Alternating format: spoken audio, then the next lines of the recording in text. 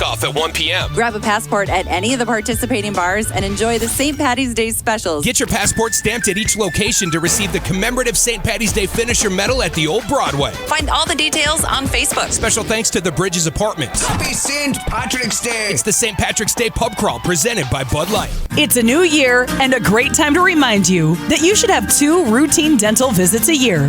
The best way to stop dental issues is to detect them early or stop them from happening in the first place. It's Amanda, and I smile with confidence because of the team at About Smiles Dental. They've been caring for my family's smiles for years. At About Smiles Dental, their name says it all. Your smile is their top priority. Plan ahead and call now to book your appointments. We love the team at About Smiles Dental, and you will too. Jeremy here at Horsch in Mapleton. Did you know that Horsch manufactures premier planting, seeding, and tillage solutions right here in the FM area? We are proud to be a family-owned business based out of Germany and would love for you to join our team right here in Mapleton. We offer competitive pay, full benefits, and paid family time from Christmas to New Year's. Please visit Horsch.com to view our current openings.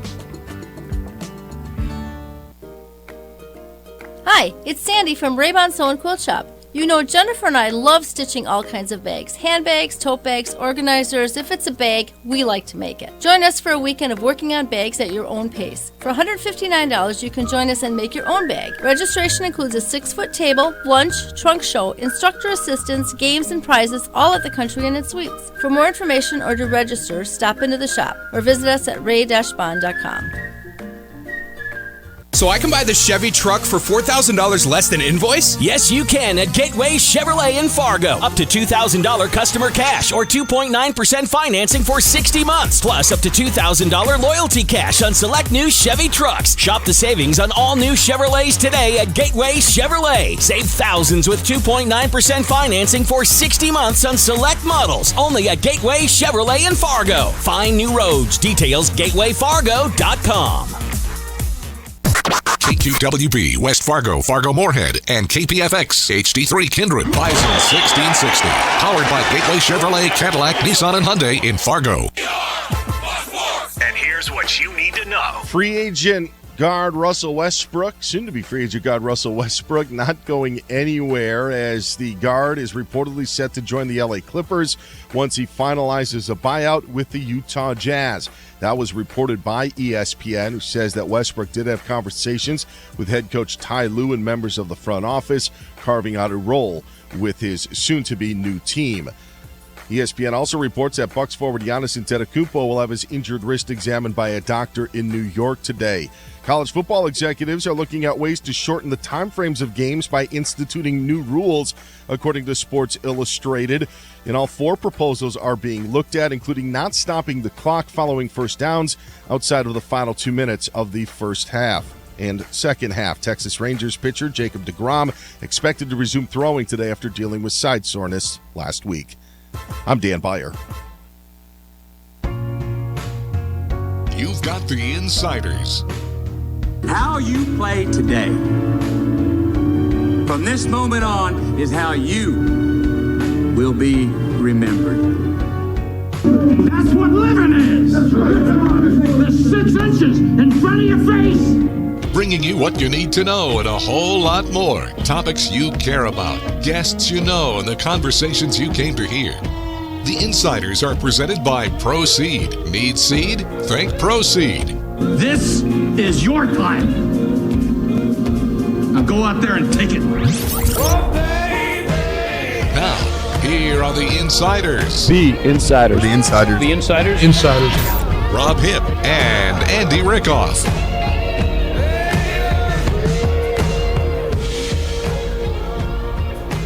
Another week on the Insiders. Andy Rickoff, Rob Hipp with you. Most people not working today, not doing much. We're here for you. President's Day. Happy President's Day to all the former, current presidents as well. Former presidents. Happy President's Day to everybody out there. A little day off from most. We're here with you, Rob. Final week of the regular season for basketball. We should be on. Happy to be on, and fun 2 hours ahead of us here today. Yeah, looking forward to it. Coming off of some nice basketball games. I know you'll talk about the women's basketball, men splitting a pair of road games. So, yeah, it's just happening fast. It's hard to believe that we are down to that final week of regular season hoops. It came fast, man. It really does. It goes by really quick. So happy to be with you today. Welcome back in. It is the Insiders. Brand new week for you. Got a whole week of shows ready for you this week, so make sure you're tuned in Monday through Friday. We know you're right here for the Insiders, all the latest on NDSU athletics and a whole bunch more. Plenty of NDSU content today for you. Big Monday show. Excited for this one over the next couple of hours. You mentioned some basketball games being played over the weekend. You were on the road with the men. They split.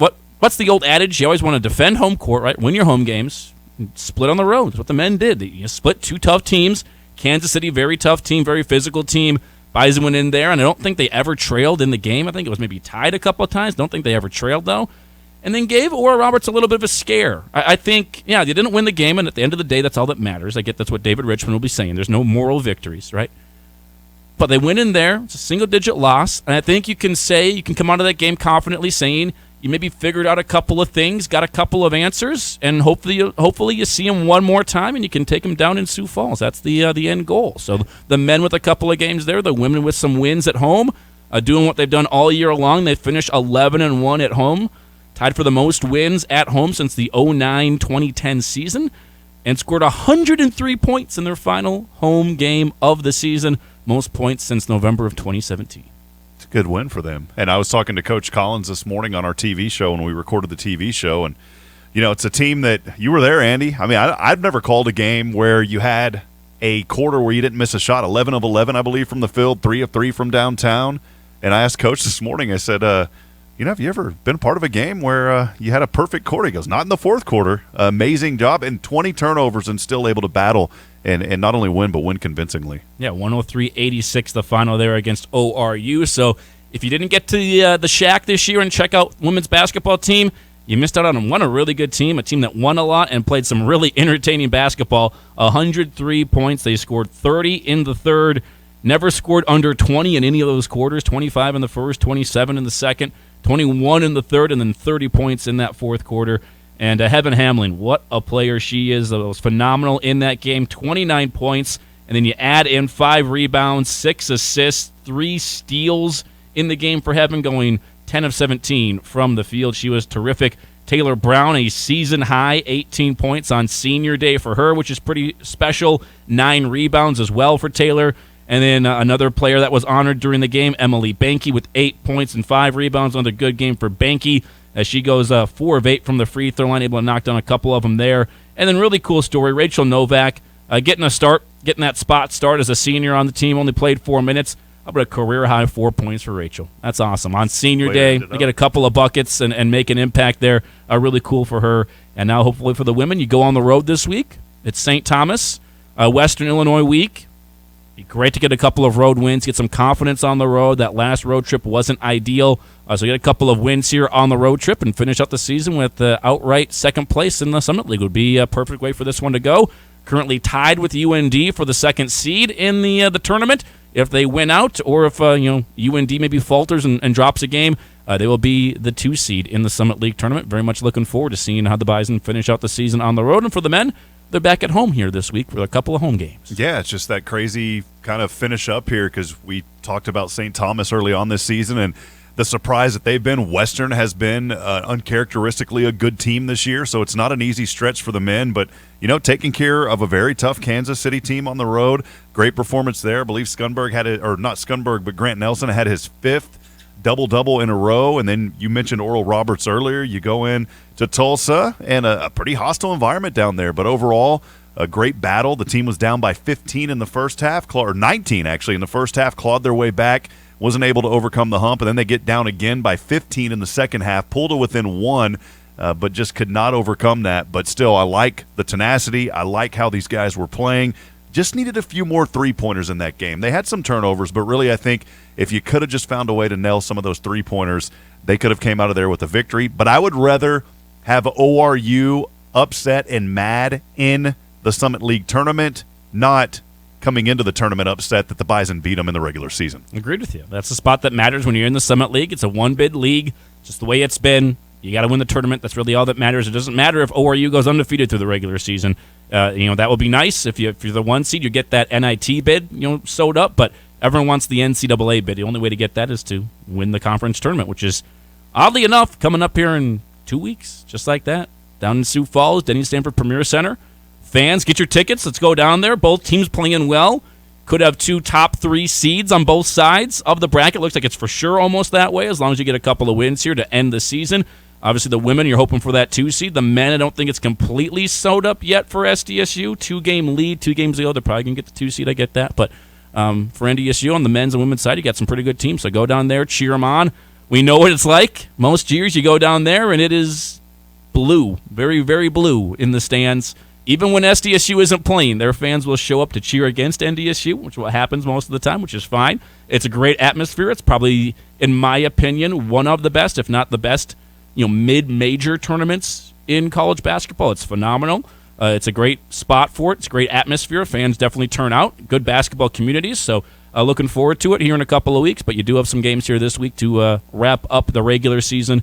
And tonight we will have another edition, one of our last couple editions, really second to last edition, I guess, of the Bison Basketball Radio shows with Dave Richmond and NDSU men's basketball 6 to 7, and then Jory Collins in with us from 7 to 7:30 as well for tonight. Speaking of blue, Andy, I don't mind if they wear the blue. I just want to send them home feeling blue. Yep. That's really the attitude of this tournament. Let's send everyone home feeling a little blue.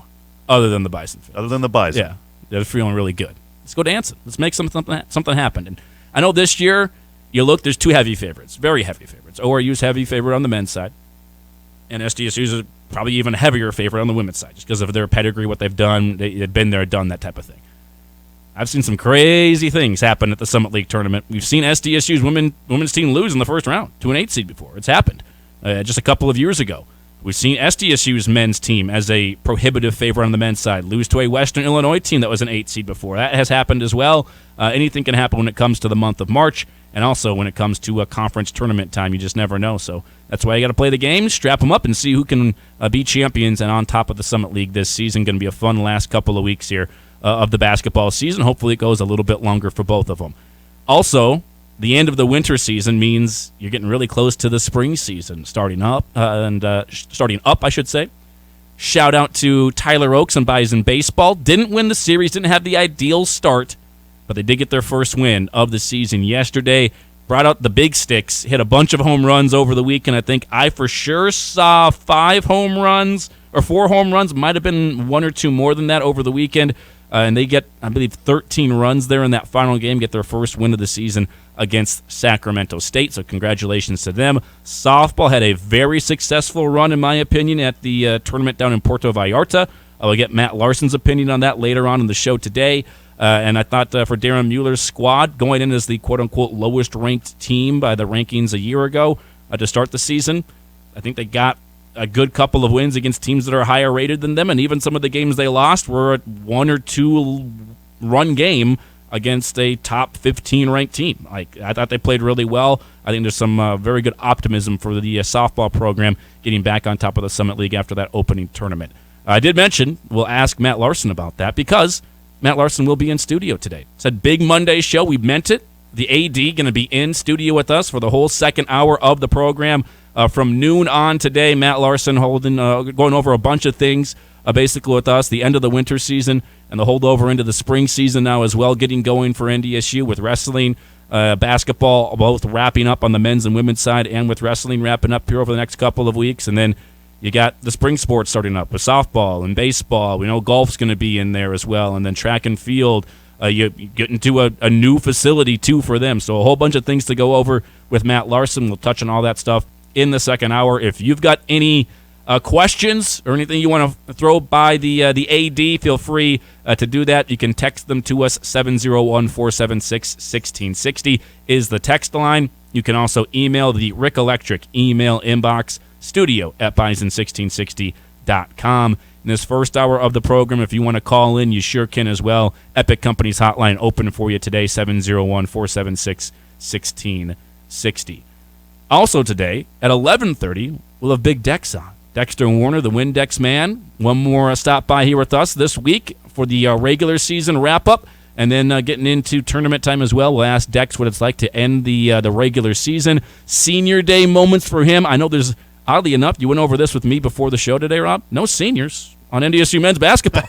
It's very strange to have a year where you're like, technically it's senior day, but we don't have any of them. No seniors. But obviously last game of the regular season, those memories for Dexter Werner in his final regular season back in the day. I was chuckling because on the TV recording this morning, I had interviewed Coach Collins first on the women's side, and of course they had senior day and got to experience that. Taylor Brown, Rachel Novak, Emily Banky. It's kind of in your memory, and so when I'm talking to Coach Richmond, normally I interview Richmond first. Had to do Jory earlier just because he had some commitments, and so I brought up with Coach Richmond, how special is senior day for you? And he's like, well, no seniors on this squad this year, and usually very special. This year, not as much. So we kind of reworded the question about what is that like, and just how unique is it this year to not have seniors out there on the floor. And so he answered that. But yeah, it was one of those little boogaboo questions that kind of popped into my head on accident. But it's an exciting season nonetheless, and still a special day, especially for the women's team out there. And glad you got to experience that calling the game. Yeah, so 3 players that were honored: Emily Banky, Rachel Novak, and Taylor Brown. All very different paths. Obviously, Taylor's a transfer in. Banky's been here for a number of years as a recruit, and Rachel Novak was more of a walk-on, just went into Jory Collins' office one day and said, hey, I'd love to be part of the team, and she stuck around, and she played a decent amount this year towards this back half of the schedule. I've been a great person on and off the court, but it's just 3 very different paths for all 3 of them, and it was really fun to kind of dive into that a little bit more and honor them there on Saturday. And we should also make sure we mention Isaac Getz, the team manager for the last couple of seasons, with them on the road for every road trip.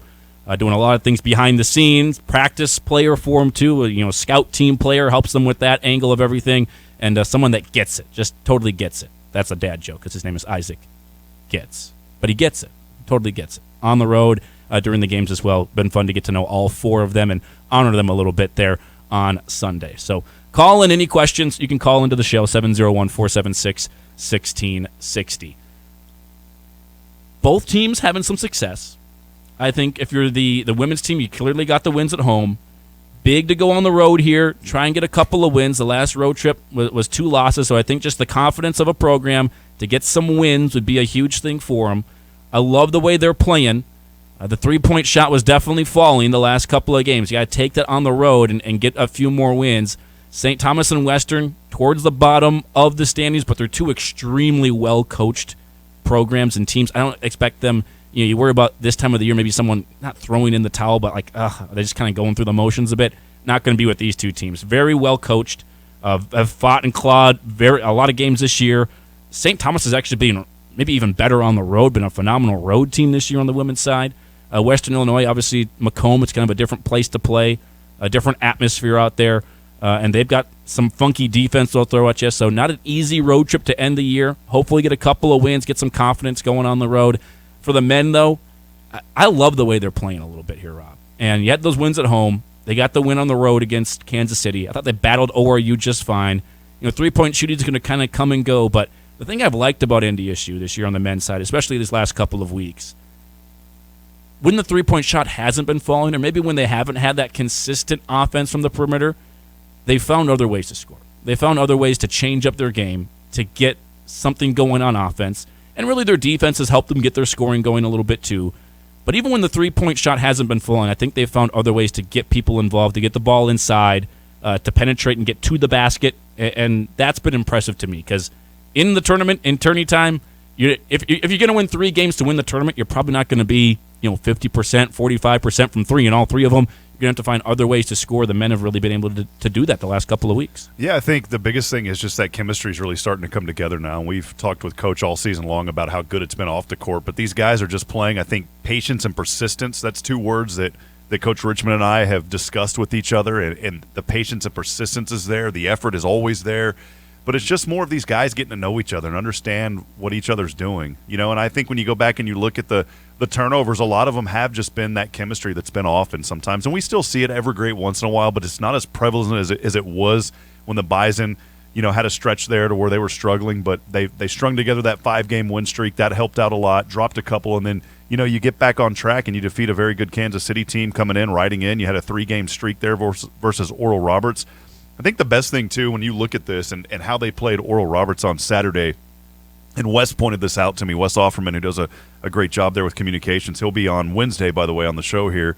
But NDSU limiting Oral Roberts to under 37% shooting. That was the second lowest percentage of the season, behind their number 2 ranked Houston back in November. And then it was also only the second time this season that a Summit League school had held ORU under 46% shooting. So if you look at those two numbers, an incredible performance by the Bison. And this was an Oral Roberts team that had barely escaped UND. They won that game by 3 points. UND came racing back in the second half. They were down by double digits, over 20, I believe, at one point. Came back and almost upset ORU. So there's some inconsistency there with Oral Roberts. Don't make them out to be this big bad team that nobody can beat, because they're definitely beatable. They've just found ways to hold on at the end of the game.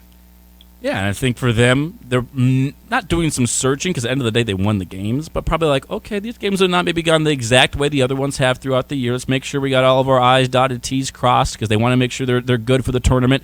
They know, I mean, if you talk to people at Oral Roberts today, if you talk to Adam Hildebrandt, if you got their head coach, Paul Mills, to open up a vein of honesty, they're probably saying, it's going to be tough, because they know they're not going to have a lot of fans in Sioux Falls, and they know if they're facing anyone from the Dakotas, it's going to be heavily in favor of them. That's just the way it's going to be. There's going to be a lot of fans.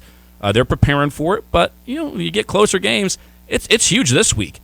ORU and SDSU on the men's side, like those are the top 2 teams right now. SDSU went down there earlier in the year. I think it was a 50-point deficit.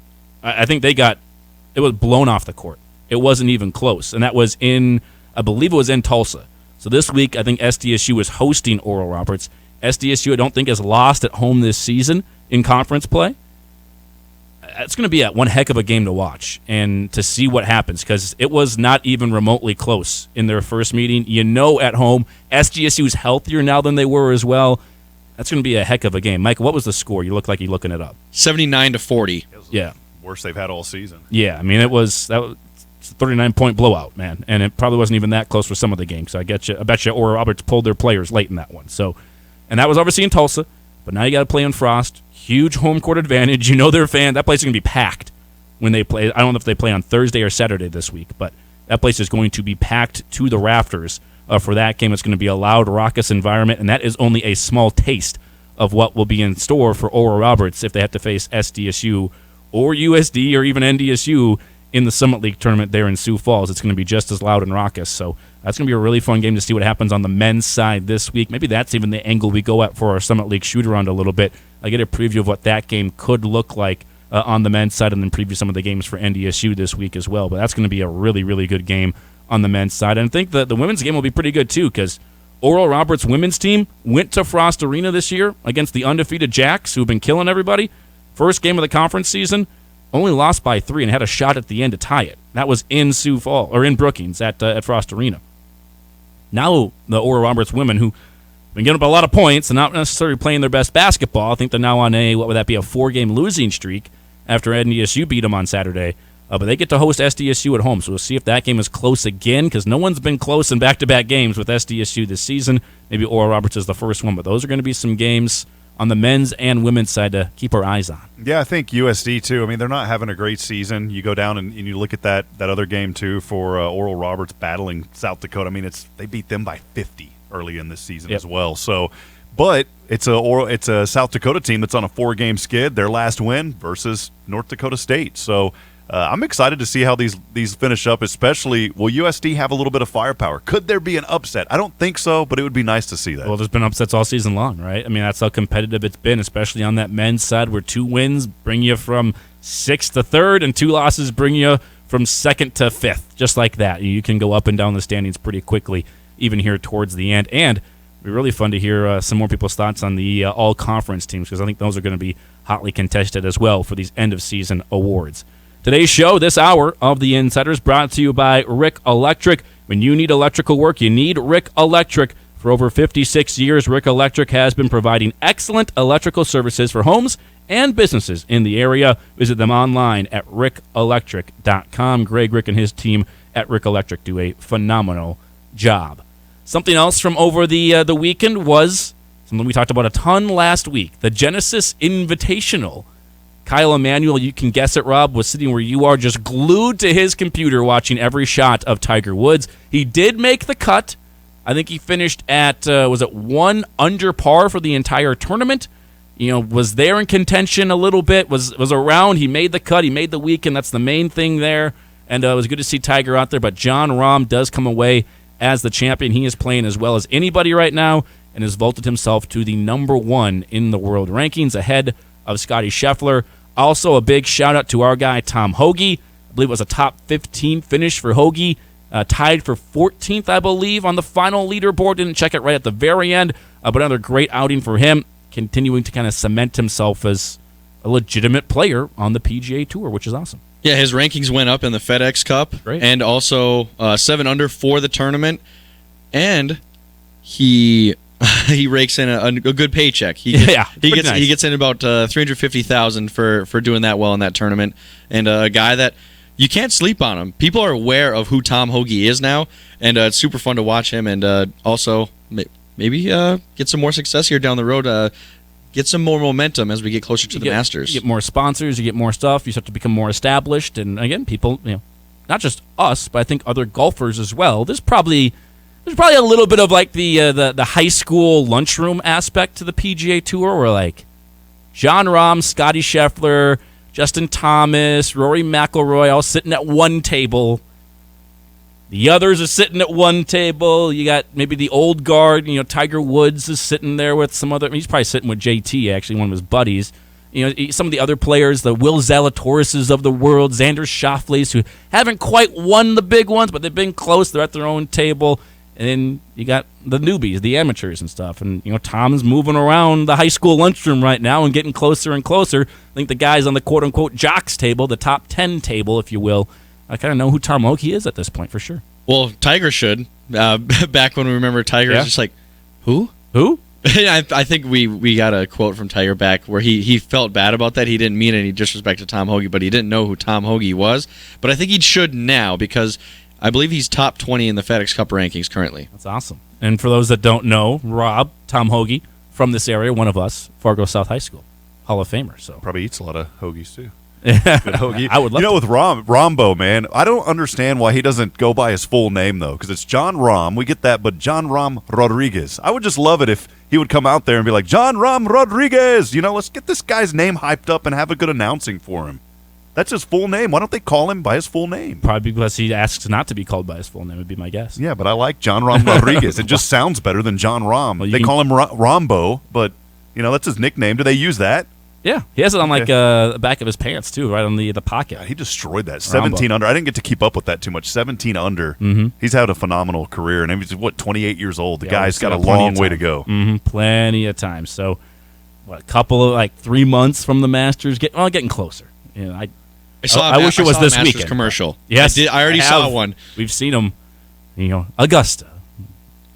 You're going to hear the Al Michaels and everybody else talking about Augusta and tradition unlike any other. You're going to hear the calls from back in the day as well, Tiger and the chip in and the putts and all that kind of stuff. You're going to start hearing all those commercials, which is just the best time of year. Well, it's time to bring a guy like Michael Buffer, the boxing announcer. It's time to bring him into golf just so I can hear him announce Jon Rahm when he steps up, to tee off. I want to hear him in that announcing moment. Let's get ready to rumble. Yeah, but let's just change it up. Yeah, let's change it up. Let's bring some of that announcing excitement to the game of golf. I don't think we're going to get that, especially at the Masters. I think what the three of us have to do, we have to put all of our names into the Masters lottery to see if we get a ticket to the Masters, and then, someone's going to be missing the show then. If we get picked. That's on the bucket list, right? It's on the bucket list for all of us. Like to go to the Masters, one round. I don't need to go. I'd love to be a Sunday round, right? But to go to a round of the Masters on your sports fan watching bucket list. That's me, on mine. Yes. Yes, for sure. Rob? Not so much. Really? Yeah. I know you're not a huge golf fan. It's the Masters. But I would go, it's not like huge up there, but to go and experience it, I would enjoy that. But it wouldn't be like a deal breaker for me. It wouldn't be a bucket list item, but to do it, I would enjoy it. I'll say that. I would enjoy it. Get to Augusta. See the green jacket. See something like that happen. So. And I would probably have a few beverages, and then if Jon Rahm was there, I'd probably start yelling out and get kicked out because I would start going, Jon Rahm Rodriguez! And then that would be the end of me going to the golf. And the beverages are actually cheap there. They don't gouge you like some stadiums all the and arenas around the world. Are very affordable. It goes around every year where you see the updated concession prices, and it's like $2. It's like, $2 for a hot dog? Wow. Great. Let's go. That's what it should be. Chicken sandwiches, pimento cheese, all that great stuff. So looking forward to that. It's still a little ways away, but fun to have like legitimate golf. I actually sat down on Sunday yesterday. Church, did some errands, did some other things. Got home and was like, you know what?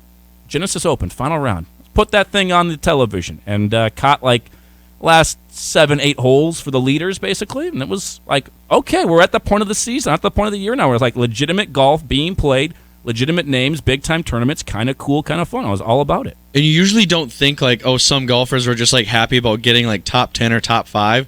Max Homa, who was in the runnings for winning the Genesis Invitational, finished second, was very emotional after like his post-round press conference where like this tournament meant a lot to him, and he did not finish first. Obviously, John Rahm got that, but usually you don't see that in golf where you have guys that are that emotional, and like it's good to see the competitive juices and like that they care about winning as much as instead of just like getting like, oh, I got a really nice paycheck out of this top 5 finish. Mm-hmm. Another thing about the Masters, I just remembered, the Live guys would be there.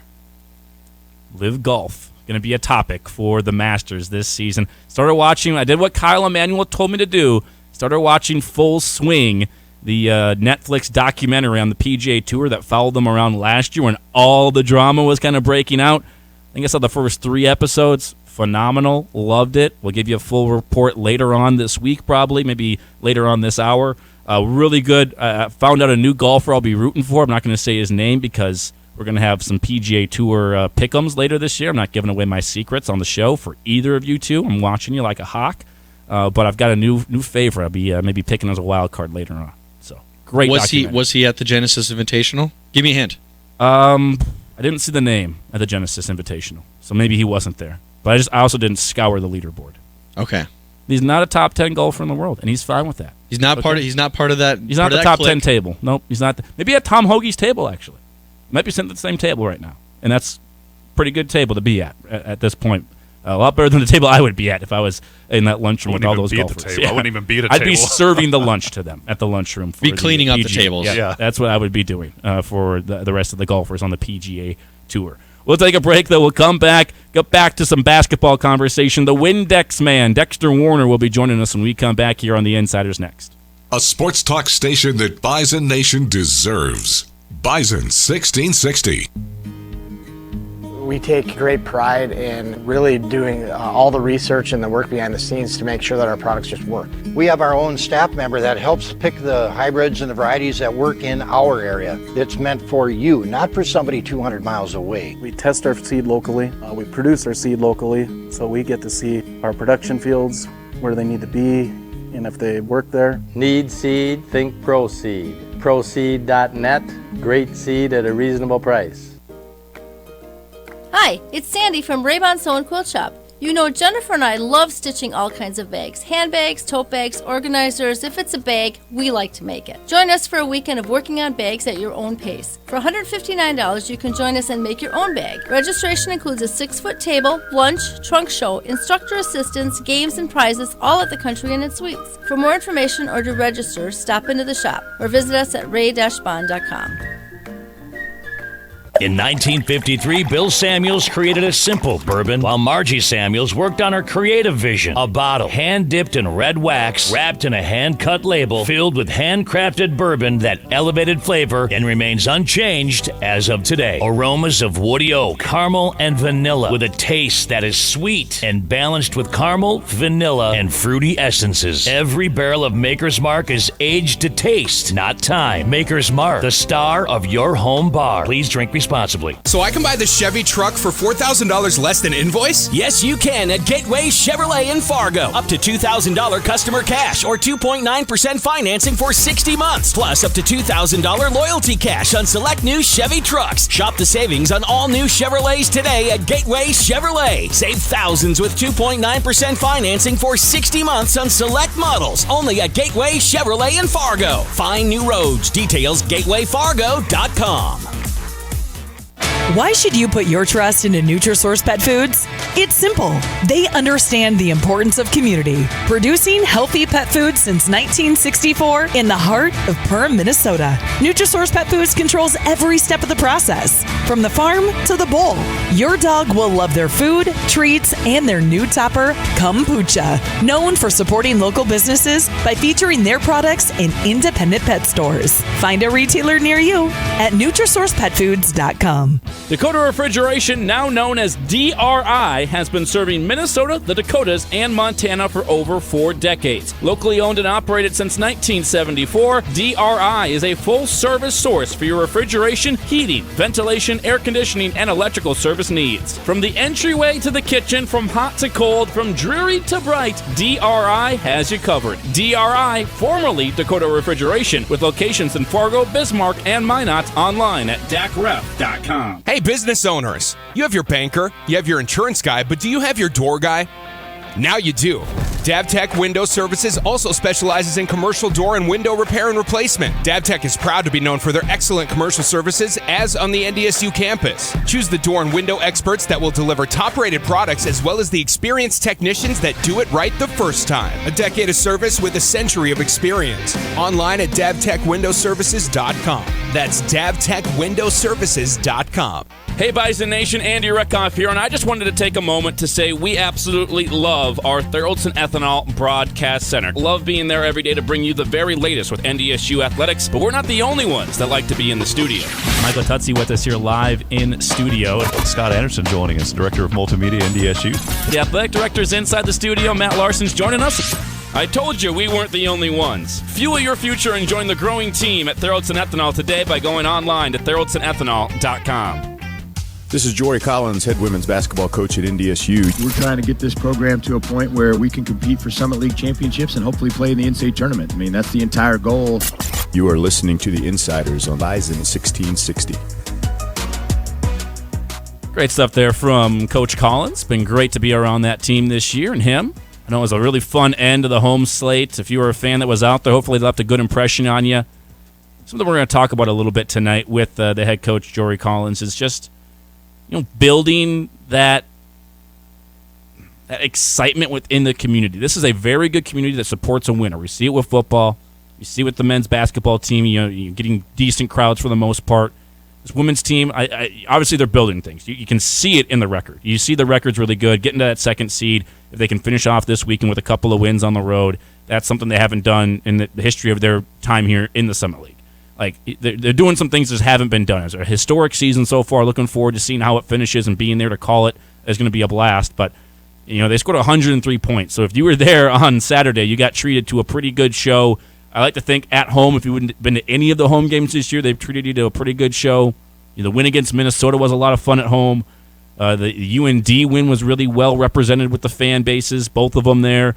The win against USD as well at home was a great atmosphere. Like, getting more people there, and I think for the most part, you went to those games, you were really, really entertained, and it was a really good experience, and hopefully we get more and more fans out there. This team continues not just to win games, but to prove they can win games on a year-in and year-out basis and build that, I don't know if it's trust within the community, but where the community just knows, like, this is going to be a really good product if we go out and watch it, and I think that was accomplished this year for the women at the home venue. Let's jump on over, though, to the Epic Companies Hotline. Bring on the Windex man, Dexter Werner, nice enough to give us some time here on the program. Go over the men's team that splits a couple of games on the road, a win against Kansas City, and then a loss on the road against Oral Roberts, but a very good battle with the team that hasn't lost this year in the Summit League.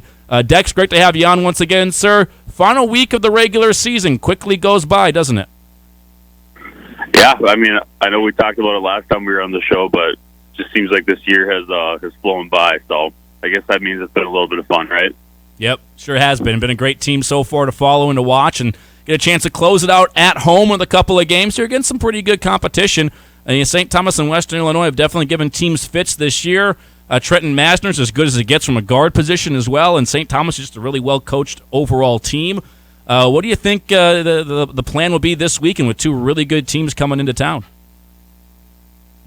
Well, I think overall, Andy, the plan's got to be to go win, right?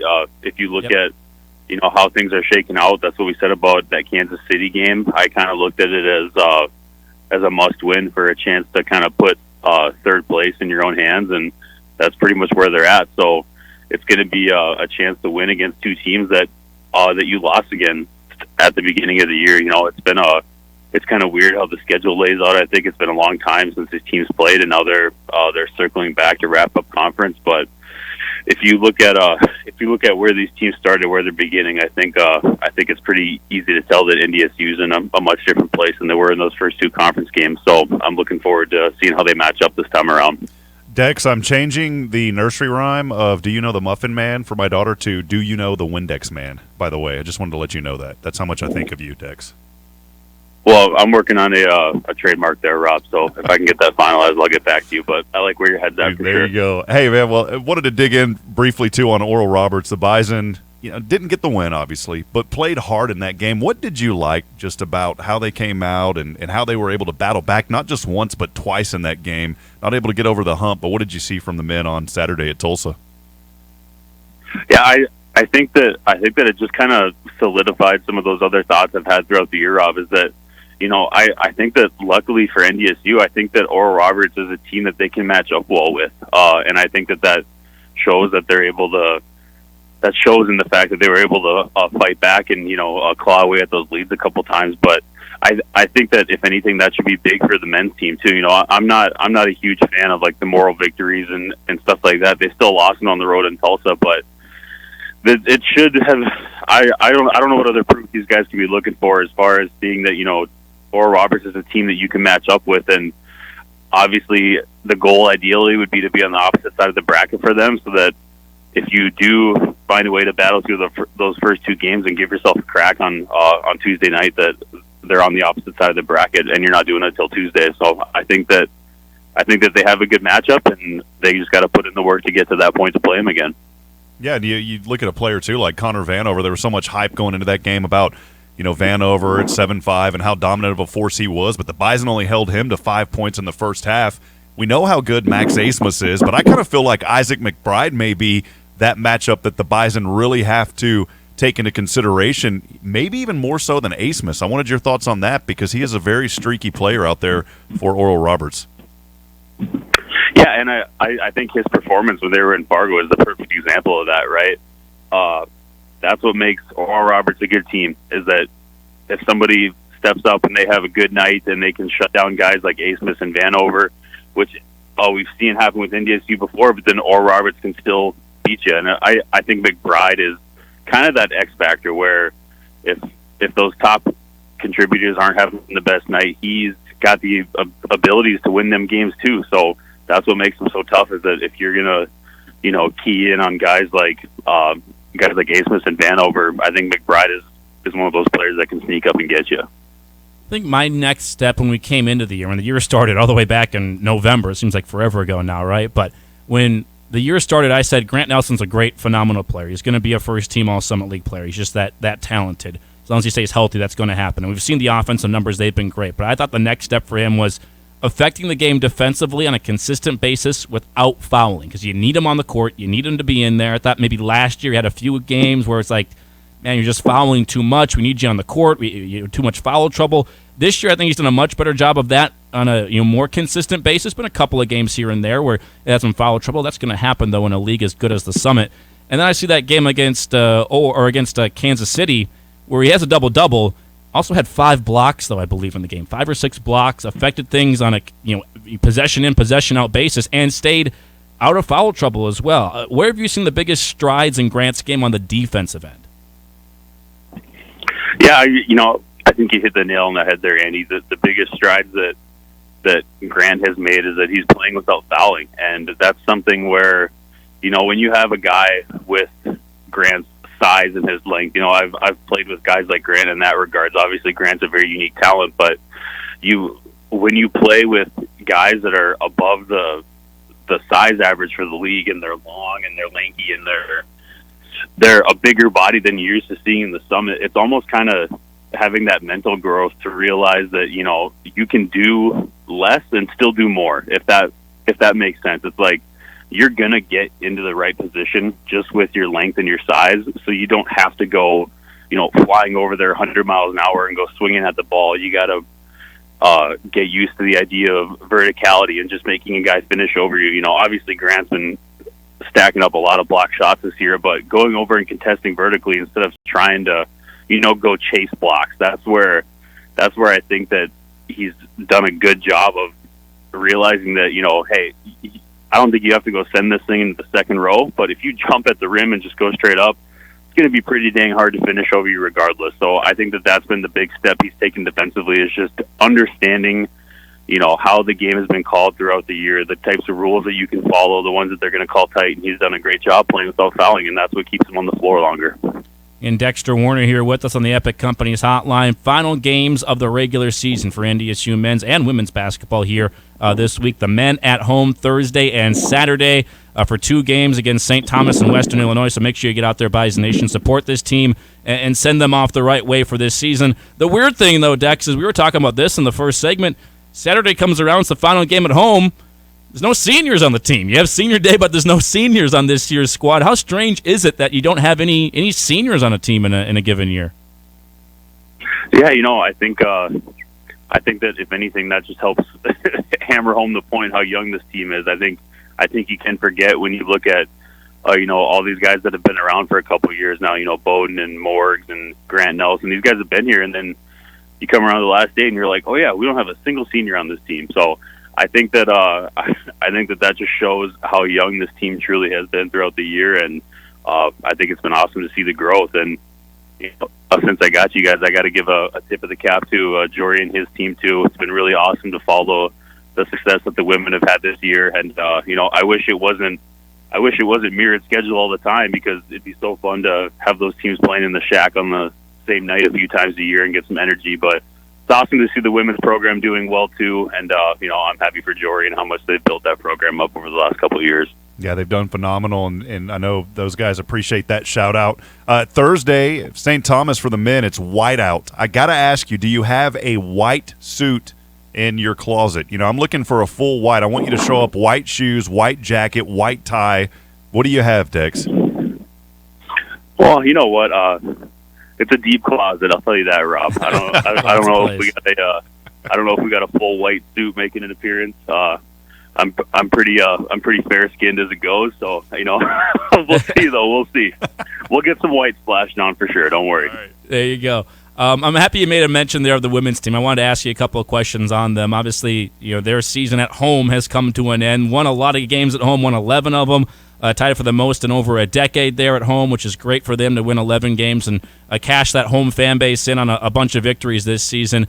I know you said you haven't got a chance to get to as many games just because of the mirrored scheduling, but when you look at the final scores, when you look at the product they've been putting together for the last couple of years under Jory Collins' leadership here in year 4, just what have you seen from the growth for them over these last few years? Oh, it's just great. I think that they're doing a good job bringing in the right players, and it's just, that's not a knock to who's been here before on those NDSU lineups, but I think it's the same on the men's side. The game of basketball is ever changing, and it's going to continue like that on the women's side too. There's a different product that's out there across the Summit League, and I think Jory and his staff have done a great job recognizing that, and they've got a good product out there. And I think the thing that's really cool is that anytime any program is having success, you got to realize that that's good for the university as a whole. So obviously, I'll be a Bison supporter through and through. So when I'm seeing other teams kind of take those next steps to the next level, I always think it's awesome. Scored 103 against Oral Roberts. Did you guys ever score 100 in your career at NDSU? To be honest, I don't remember. But is that the corn dog threshold? What? I don't know. I'm giving my guy Jackie Moon a nod there. Is it over 100 and the whole crowd gets corn dogs? Is that where we're at? I believe you're correct. That's a good pull by you. I didn't even think about that. That's a really good one. I believe you are correct. I did not get a corn dog though on Saturday, unfortunately. Yeah, I'll have to look into it when I'm there this week for you, Andy. We'll see what we can come up with. Appreciate that. A couple weeks away from the Summit League tournament. We'll have you on again next week, but to preview it a little bit more. But first off, your memories from the Denny, from that tournament, from the atmosphere. Oh, it's just a great tournament. They do a great job putting it on, and I know that they get credit where it's due in that front, but I really do just have to drive that point home. as far as conference tournaments go, it really is a good production. They do a good job scheduling it out, and having the men's and women's at the same place is awesome. So it's a great atmosphere. It's a really cool venue to play in, and it's always fun to go down there and find a way to get 3 wins and go do some dancing. Exactly, and that's something that this men's team has been really, really good at for a pretty prolonged period of time here under the leadership of David Richmond. Dex, appreciate the time. Thanks for coming on with us here once again. Final week of the regular season. Looking forward to you and Rob being on the call for a couple more. Yep, looking forward to it, guys. There you go. Dexter Werner, nice enough to stop by and give us some time on the Epic Companies hotline. We'll take a break. We'll come back, wrap up hour number 1. Hour number 2, Matt Larsen will be in studio. Send your questions to us. You can text them in, 701-476-1660. You can email them in as well. Rick Electric email inbox open for you today, studio@bison1660.com. Wrap up hour number 1 next. Champions play here. Your home for the Thundering Herd. Bison 1660.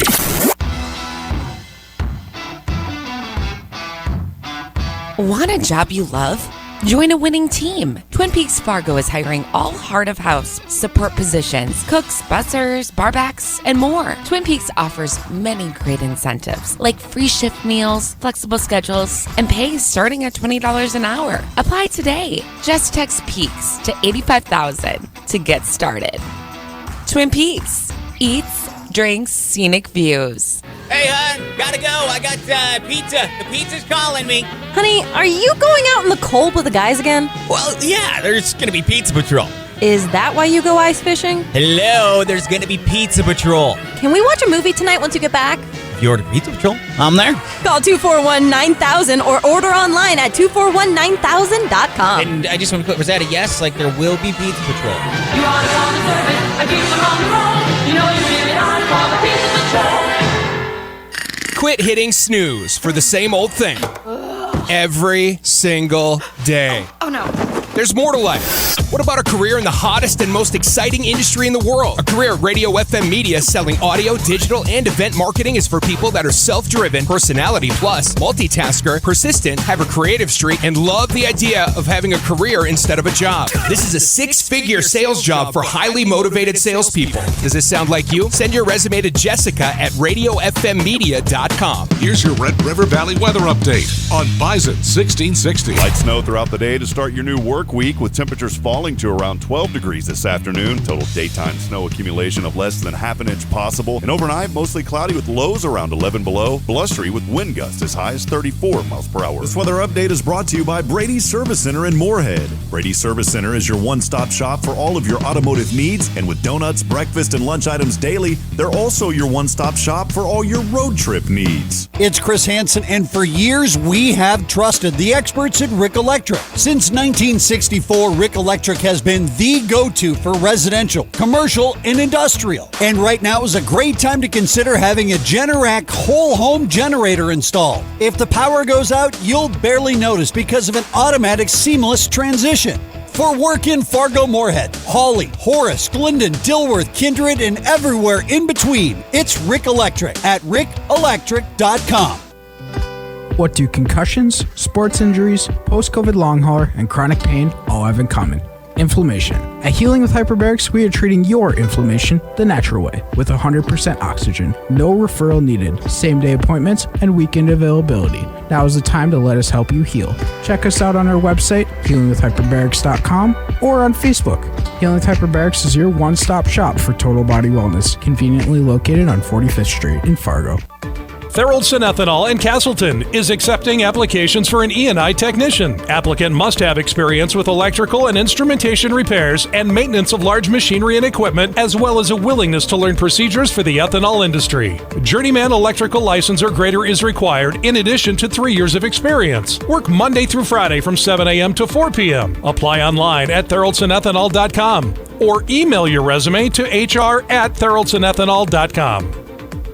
Are you ready to take your pet's food to a whole new level? Nutrisource Pet Foods has a new spin on kombucha, and it's for your dog. Now introducing Kombucha, the perfect topper for your dog's food. Kombucha is available in 3 delicious flavors: chicken, turkey, and beef. Your pet'll love the bone broth, and the health benefits are great. It supports digestive health, hydration aid, contains postbiotics, and palatability support. All you need to do is pour over food, add water, and serve. Find out more and find a retailer at NutrisourcePetFoods.com. This is NDSU head men's basketball coach Dave Richmond, and you're listening to The Insiders on your home for NDSU athletics, Bison 1660. Look at that one segment, Jory Collins. The next one, David Richmond, coming back from break. Gotta love some Bison basketball. Last week's of the regular season. We do have tickets to give away for both games this week for NDSU men's basketball. We'll give those away at the end of hour number 2, so keep listening. We'll be giving away a pair of tickets for both men's games Thursday and Saturday later on in the show. Welcome back in. Andy Rickon for Rob Hipp, Micah Bindi with you inside our great Theraldson Ethanol Broadcast Center. Theraldson Ethanol produces 175 million gallons of ethanol per year and roughly 400 tons of livestock feed per year. You can find out more and join their growing team. All you got to do is go online to TheraldsonEthanol.com. And this hour of The Insiders brought to you by the great team at Rick Electric. When you need electrical work, you need Rick Electric. For over 56 years, Rick Electric has been providing excellent electrical services for homes and businesses in the FM and surrounding areas. Visit them online at rickelectric.com. Phenomenal people there. Don't do the electrical work by yourself. It is very dangerous. It is expensive. I've gone over this time and time again. So just trust the pros at Rick Electric. It surprises me every once in a while. I hear from my friends who, you buy a house, you remodel it, everyone's fixer-upper type of stuff, and they're like, yeah, I'm going to do the electrical by myself. I'm like, are you sure about that? And then they're like, yep, doing it. Okay. Some of them persist on it. Some of them do it right. Some of them, or at least get the job done, and I don't hear any issues. There's some guys that every once in a while is like, yeah, I did it, and it was a disaster, and I screwed it up. I'm like, well, should trust the pros. Just trust Greg Rick and his team at Rick Electric. Wouldn't have happened. Online, rickelectric.com. There you go. If you don't know what you're doing, you can get really hurt. I almost shocked myself with a multiple plug-in. What is that called? Storm. What's it called? You think I know electrical work? I don't. That's why I trust the pros at Rick Electric.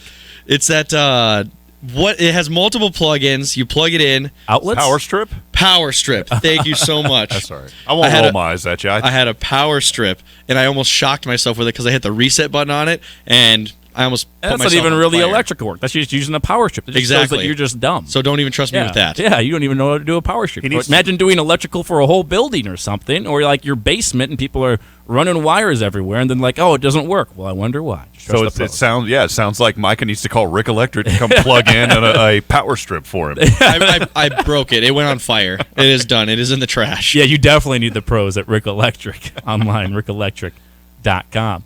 Did anybody watch any All-Star festivities? Anybody NBA All-Star? I didn't watch a second. All I know is that LeBron can't even win in an All-Star game, so that's where he's at right now. Team Giannis got the victory. A couple of things stood out to me just from conversations on social media. I didn't watch a second of any of it. 3-point contest, dunk contest, skills, game, any of it. I heard that the NBA, the draft for the All-Star game this year, because they didn't want anyone to be the last pick and have their feelings hurt, so they picked the reserves first, and then the players that were left over after the reserve draft was done, then they picked the starters from that. Which still means somebody would have been the last pick for someone the still starters, picked last. so that doesn't really make sense if someone still picked last. And we just had to save everyone's feelings. Okay, if fourth graders on the recess blacktop can deal with being picked last, I think NBA players can deal with the last pick of the All-Star game. First off, that was a little soft. Second of all, the dunk contest was a sham. There was 4 participants in it. Mac McClung won it. Everyone's acting like he saved the dunk contest because he got a couple of 50-point dunks. It was a joke and a mockery. I saw our boy Jericho Sims try to bring down the walls of Jericho that Rob mentioned. He was eliminated immediately. The walls did not come down. 2 dunks. They were terrible. They got like 40-point scores, even though he wanted them to be 50s. People were shaking their heads at him. It wasn't impressive at all. And it was a joke. It was an awful dunk contest from what I saw, the few highlights I saw. people saying he saved the dunk contest. No, there was nobody in the dunk contest, so there's nothing to save at that point. I didn't even know anything about Matt McClung until we talked about it. 3 of his Agreed. 4 were perfect scores, but he was the G Leaguer trying to save the day. He did not save the day. He might play one more NBA game the rest of the season. By the time next season comes around, you will not remember that Matt McClung won the dunk contest. So, no, he did not save What's it. his name again? Exactly. Don't use your mind, honey, to try and remember it. And then the actual game itself, again, didn't watch a second of it. Everyone is saying there was no defense from the score. I can tell you there was no defense.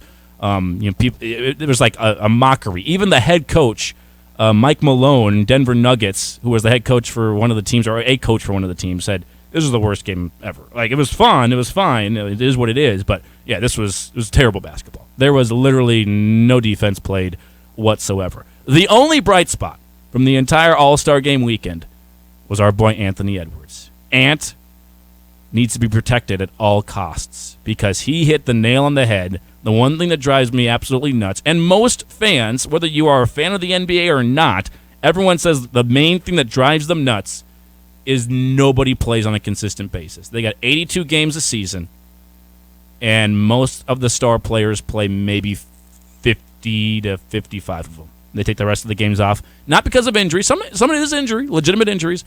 A lot of it is, you know what, I don't want to play a back-to-back. I've played 2 games in 4 days. I'm not going to play this next game. That's a lot of wear and tear on my body. We're sitting games out. Not Anthony Edwards. He was asked about the one thing he would change in the NBA. Great answer here from Ant. If there's anything I could change about the league to make it better, probably just all the guys sitting resting. That's the only thing I probably don't like. Just play, man. If you 80%, you got to play. I don't like all the sitting, missing games and stuff. Like these people might have enough money to come to one game. You know what I'm saying? And that might be the game they come to, and then you sitting out. You know what I'm saying? So I take pride in trying to play every game because I don't know. It might be one fan that has never seen me play, and I'm trying to play. So that's the only thing I don't like. Guys just sitting out. Protect Anthony Edwards at all costs. That was awesome. And he's right. Buzz phrase is quote-unquote load management. And Michael Jordan predicted this years ago. It was a book, Driven from Within, by Mark Vansel. Jordan went on to say several things in that book, but he said if we lose that gap, then it starts to fade away. This was 20 years ago, by the way, when he said this. In 20 years from now, you will never see someone play sick or get out on the floor with a sore ankle. And so, I mean, it's just guys there's always something going on to where, I can't be out here on the court. I hated it as a Spurs fan, and Tim Duncan got older, and Pop was like, load management, we're not going to play Tim tonight. There's certain people, and Tim Duncan's an example of this. Like, I kind of understand if LeBron's taking a couple of games off a year. The dude's played like 12 seasons, another 5 seasons of postseason basketball. He's played a ton. I can kind of understand it a little bit when you're getting up there in the later 30s. Tim Duncan in the later years, Tony Parker the same. It's guys like Kawhi Leonard in the prime of his career taking 30, 40 games off because he wants to take his time coming back from an ankle injury and make sure everything is really good, or just because he's played too many games in a row. The amount of players that sit out games for just wanting rest is ridiculous. I don't get it, and I think it's a terrible way to run a company or a business. What happened to the client is always right. Well, the client is the fans, and the fans, you go to a game and stars aren't there. It's terrible. It's all about Anthony Edwards now. New favorite player for the Timberwolves. That was great. He's absolutely 100% correct. That'll do it for hour number 1. We'll start hour number 2. Much different topic, talking with someone that's always working hard. The Director of Athletics at NDSU, Matt Larsen, stops by in studio with us for the entire second hour next.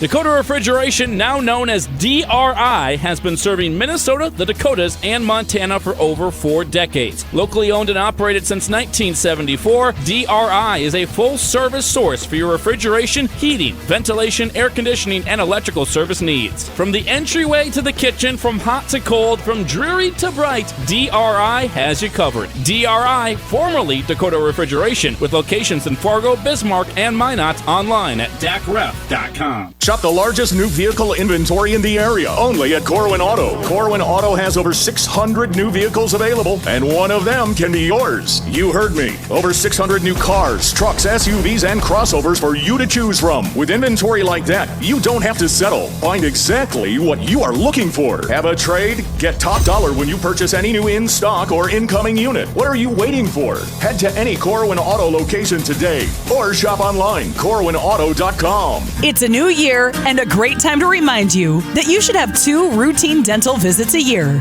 The best way to stop dental issues is to detect them early or stop them from happening in the first place. It's Amanda, and I smile with confidence because of the team at About Smiles Dental. They've been caring for my family's smiles for years. At About Smiles Dental, their name says it all. Your smile is their top priority.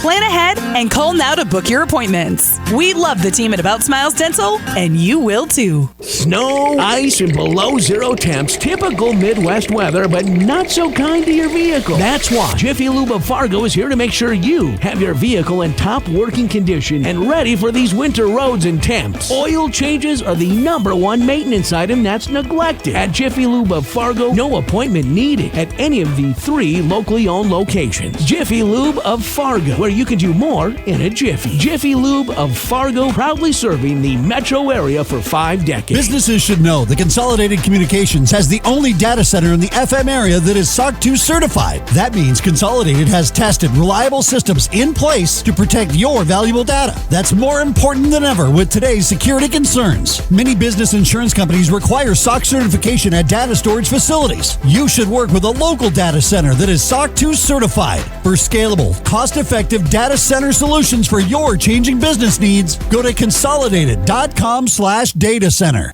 We're Cal and Casey Ryan from Ryan Brothers, your plumbing, heating, and air conditioning experts. As a third-generation company, we learned to treat customers like family. We don't charge crazy things like dispatch fees or truck charges. You only pay us for our time and materials. That's it. Just like if we were fixing the sink for Aunt Sue. So the next time your hot water runs cold or the furnace is on the fritz, give us a call. Ryan Brothers, plumbing, heating, air conditioning, where you always get the family rate. Welcome to the family. Papa Murphy's $9.99 extra large New York style pizza is a big deal. So we're going big to tell everyone about it. How big? We're talking action movie big. Carving $9.99 XL NY into a mountainside big. And shouting it from the literal mountaintops big. Because the XL NY is everything you can expect from a classic New York style pizza, hot and fresh out of your oven for just $9.99. Order the XL NY pizza at papamurphys.com. So I can buy the Chevy truck for $4,000 less than invoice? Yes, you can at Gateway Chevrolet in Fargo. Up to $2,000 customer cash or 2.9% financing for 60 months. Plus up to $2,000 loyalty cash on select new Chevy trucks. Shop the savings on all new Chevrolets today at Gateway Chevrolet. Save thousands with 2.9% financing for 60 months on select models. Only at Gateway Chevrolet in Fargo. Find new roads. Details gatewayfargo.com. KQWB West Fargo, KPFX HD3 Kindred, and K224FD Fargo. Bison 1660. Powered by Gateway Chevrolet, Cadillac, Nissan, and Hyundai in Fargo. And here's what you need to know. Free agent guard Russell Westbrook, soon to be free agent guard Russell Westbrook, not going anywhere as the guard is reportedly set to join the LA Clippers once he finalizes a buyout with the Utah Jazz. That was reported by ESPN, who says that Westbrook did have conversations with head coach Ty Lue and members of the front office, carving out a role with his soon-to-be new team. ESPN also reports that Bucks forward Giannis Antetokounmpo will have his injured wrist examined by a doctor in New York today. College football executives are looking at ways to shorten the time frames of games by instituting new rules, according to Sports Illustrated. And all 4 proposals are being looked at, including not stopping the clock following first downs outside of the final 2 minutes of the first half. And second half, Texas Rangers pitcher Jacob deGrom expected to resume throwing today after dealing with side soreness last week. I'm Dan Beyer. You've got the insiders. How you play today, from this moment on, is how you will be remembered. That's what living is. That's right. The 6 inches in front of your face. bringing you what you need to know and a whole lot more. Topics you care about, guests you know, and the conversations you came to hear. The Insiders are presented by Proceed. Need seed? Think Proceed. This is your time. Now go out there and take it. Now, here are the Insiders. The Insiders. The Insiders. The Insiders. Insiders. Rob Hipp and Andy Rickoff. Hour number 2, locked and loaded on a Monday for you. Welcome back in. It is the Insiders. Andy Rickoff, voice of the Bison, Rob Hipp. Micah Bendy here with us in studio as well inside the Theraldson Ethanol Broadcast Center. Your texts, emails, and calls, all welcome. Email inbox, studio at bison1660.com, brought to you by Rick Electric. Also, call us up, 701-476-1660, Epic Companies Hotline, or you can text that same number as well. Whole second hour in here in studio with the Director of Athletics for NDSU, one Matt Larsen, nice enough to join us for hour number 2 of the program here on a Monday. Sir, great to have you in with us. How have you been as we get through the month of February here? Good. It's actually been, I've been out of Fargo a fair amount this last month. February always tends to be a lot of travel, whether it's conference meetings, whether it's opportunity maybe travel with some teams. So that's just kind of what February is, but it's all good. It's all good. And, this is a great time of year as the winter sports are kind of wrapping up. It's been a really successful winter for us when you look across basketballs and wrestling, and then indoor track has their championship this weekend. So a lot going on still, a lot to play for winter sports, but it's been a good February. I just told you when you walked in studio here during our break, got a little color to you. You're not quite as pale as the rest of us that have suffered through these winter months up here, because you get down with for a little bit, not the entire time, but down with NDSU softball there as they opened up their season in Puerto Vallarta. Props to David Richmond. We've been talking basketball. Darren Mueller and company down there got some wins in that opening weekend at the tournament. Yeah, so we went down to the Puerto Vallarta tournament. I think it was probably 4 or 5 years ago, and we went for kind of one of the first weeks, and it was unbelievable. I mean, just everything included from the type of competition you're going to get there. Some of your best mid majors across the country, some Power 5. So you're going to get a really good test and some good non-conference games early in the season. And one of the things that we really like being down there is, even early on in February, we may go to Texas, we may go south, but you're not always guaranteed great weather. Even at some of those southern destinations. And the 2 times we've been to Puerto Vallarta, I mean, it's been unbelievable weather. There's been sun, no rain, so that part is really nice. And they do an incredible job. Triple Ground Sports out of Colorado, they're the ones who run it and just do a phenomenal job of, you stay at a place and you're basically 4 blocks from the field. The local community is really involved and into it. And like I said, you're going to get some really good games. And so it was fun. It was fun to watch our team compete. We're relatively young in some areas, and you saw some of those young players really on some pretty big stages against some pretty big opponents step up and contribute in a good way. So I think they're off to a great start. They head to Auburn this weekend, and they have another 4 games this week. But yeah, off to a good start. Yeah, 4-6 for them. Wins against Cal Baptist. Got a win against Sacramento State, Southern Illinois, Cal State Fullerton. I'm almost more impressed by some of their losses, to be quite honest with you. A 2-run loss against Ole Miss, who was a top-ranked team, I believe, going into this thing. You got a top 25 ranked team in Oregon. You lose by 1, and they had the lead there, almost got it.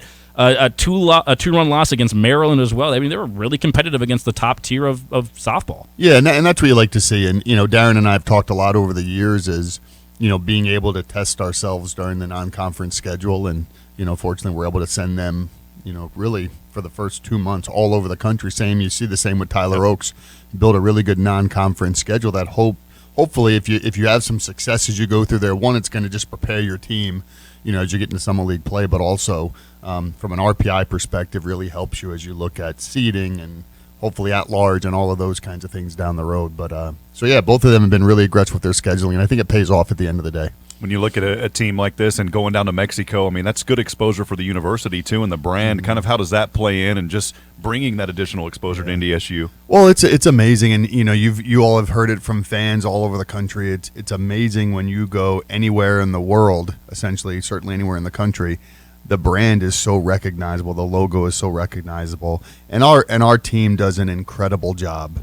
We have some really impressive young women on our softball program. the 10 days that they're down there, they do some local softball clinics with some of the local kids in town. A handful of the players on our team speak Spanish, and so really engaged to the point where, our last game against Cal State Fullerton, you had a number of, probably from anywhere from 8-year-olds to 12-year-olds, and they're yelling "Vamos Bison." I mean, it's really cool, but a lot of that's because of the way our student athletes give back and just really engage with the local community. So it's really neat to see. So again, it's bigger than softball in a lot of ways.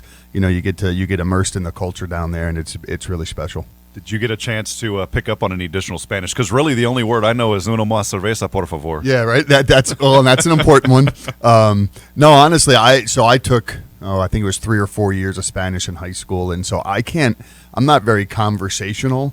I can pick up words. There was a little boy, Javier, who did not speak any English. He was at one of our practices, and I know enough vocabulary, so we were able to have a little bit of a conversation. So my Spanish is serviceable, but that's about it. That's about it. I got phrases, not sentences. Yeah, exactly. I'm right there exactly. with you on it. Yeah. I've realized that what you're just talking about, the brand, a little bit this year with the women's basketball program too. Traveling around and you go through an airport and either you see somebody with Bison gear on that's not with the team, or someone recognizes you. Yeah. Now, a couple of times our team's gotten mistaken for the volleyball team. Taller players, Emily Bank. Is this basketball or is it volleyball? You never really quite know until you see the basketball on the shirts and everything.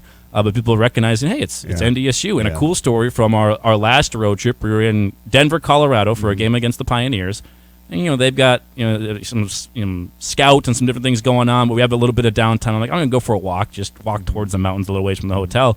Like, maybe 5-6 blocks from the hotel. What do I see on the porch of somebody's house? An NDSU Bison flag. Yeah. I'm like, oh, there you go. It's everywhere. No, it's really cool. You really everybody talks about their fan bases, whatever the mascot is, nation. And I think in our case, Bison Nation, there really are. Well, not only are they all over the place, but they're passionate. And I think what we've seen too is because of our brand, because of the way we compete, the way we win, I think is always almost as important as winning. The way we do it and with the type of people that we do it with. We have a lot of people with zero affiliation to NDSU, but watch NDSU, follow NDSU because of the way we do things. And so it's not just your fan base, your alums. I think it's folks that just appreciate the way we do things. And so that's really helped the brand spread. So getting towards the end of the winter season here and getting into the spring sports season. We touched on a little bit of the spring sports already.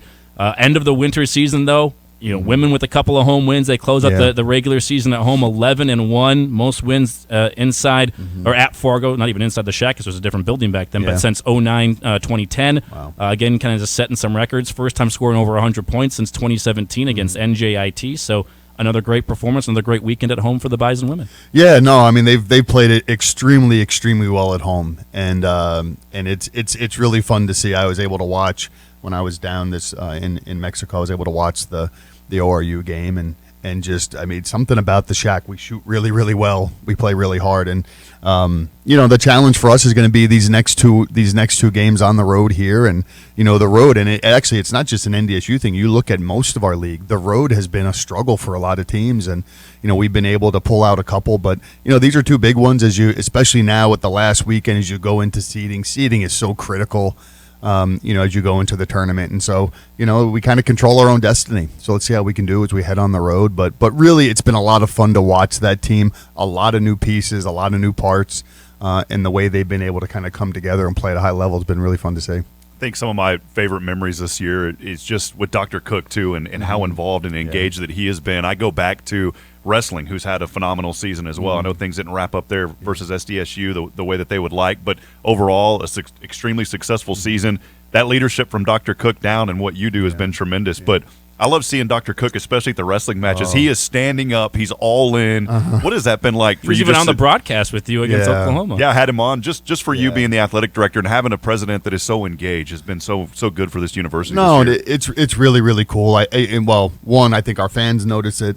I think our student athletes notice it, our coaches notice it. And to me, the more important thing is it's really genuine. He's there because he truly wants to be there and support, wants to see our student athletes be successful, want to see them compete at a high level. I know so his oldest son wrestled in high school a little bit, so he and his wife both have a little bit of background there, and so no, they're into it. I mean, they're squirming in the seats, and I think they're they're wrestling every match as much as our wrestlers are, and so. But it's really cool because it does. I think it shows a lot of people, both internally within athletics, but also within the community, that that athletics is important here. Okay, now it's not the only thing at NDSU. There's a lot of great things, but it is an important piece. And when you have your leader of the university recognizes that, I think that sends a great message. We do have a couple of very important things to get to as well when we have Matt Larsen in, including a couple of emails and some text messages into our text box as well. But we'll take a break. We'll take our first one here of the hour. We'll come back. We'll go over some of that stuff next with the AD back here on the Insiders. Champions play here. You're vice president material. You're vice president material. Bison 1660. I think what makes Proceed win is we're different than the other companies in many ways with our programming, our simplicity, our non-corporate attitudes, and our personal relationship building. What Proceed is, we bring back the old-fashioned seed buying experience. We're true seedsmen. We care about everything from the sale to the planting to following up afterwards. That's what we're all about, is just trying to bring that experience back to a personal level. Need seed? Think Proceed. Proceed.net. Great seed at a reasonable price. I'm Alexa, and my family chose Rusco Windows. We had quite a few consults come through, and Rusco, you couldn't beat the price point. And then they just had such a way with clear communication each step of the way. Hi, this is Jeff Olson from Rusco Window and Cabinets. With 4 generations, 70 years, and over 1 million installations by our family, it's easy to see why we're your window and cabinet experts. RuscoWindowCompany.com. It's Rusco.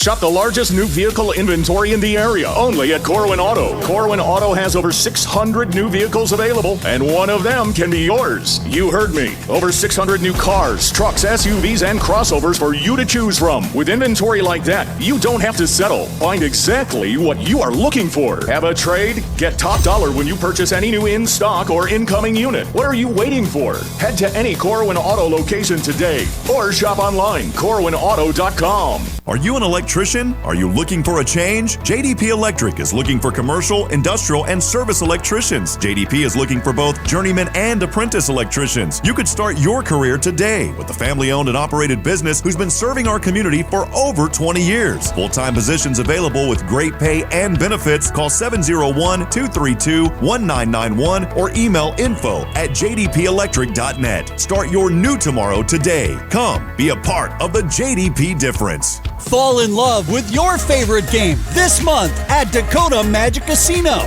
Get to Dakota Magic Casino Saturday, February 25th. That's when you can win with Cupid's Hot Seats Drawing. One lucky winner will be drawn every half an hour starting at 1 o'clock to 10 p.m. You could win $500 in cash. You just have to be actively playing on any slot machine for your chance to win. February 25th at Dakota Magic Casino, entity of the Dakota Nation Gaming Enterprise. Here's your Red River Valley weather update on Bison 1660. Light snow throughout the day to start your new work week, with temperatures falling to around 12 degrees this afternoon. Total daytime snow accumulation of less than half an inch possible. And overnight, mostly cloudy with lows around 11 below. Blustery with wind gusts as high as 34 miles per hour. This weather update is brought to you by Brady's Service Center in Moorhead. Brady's Service Center is your one-stop shop for all of your automotive needs. And with donuts, breakfast, and lunch items daily, they're also your one-stop shop for all your road trip needs.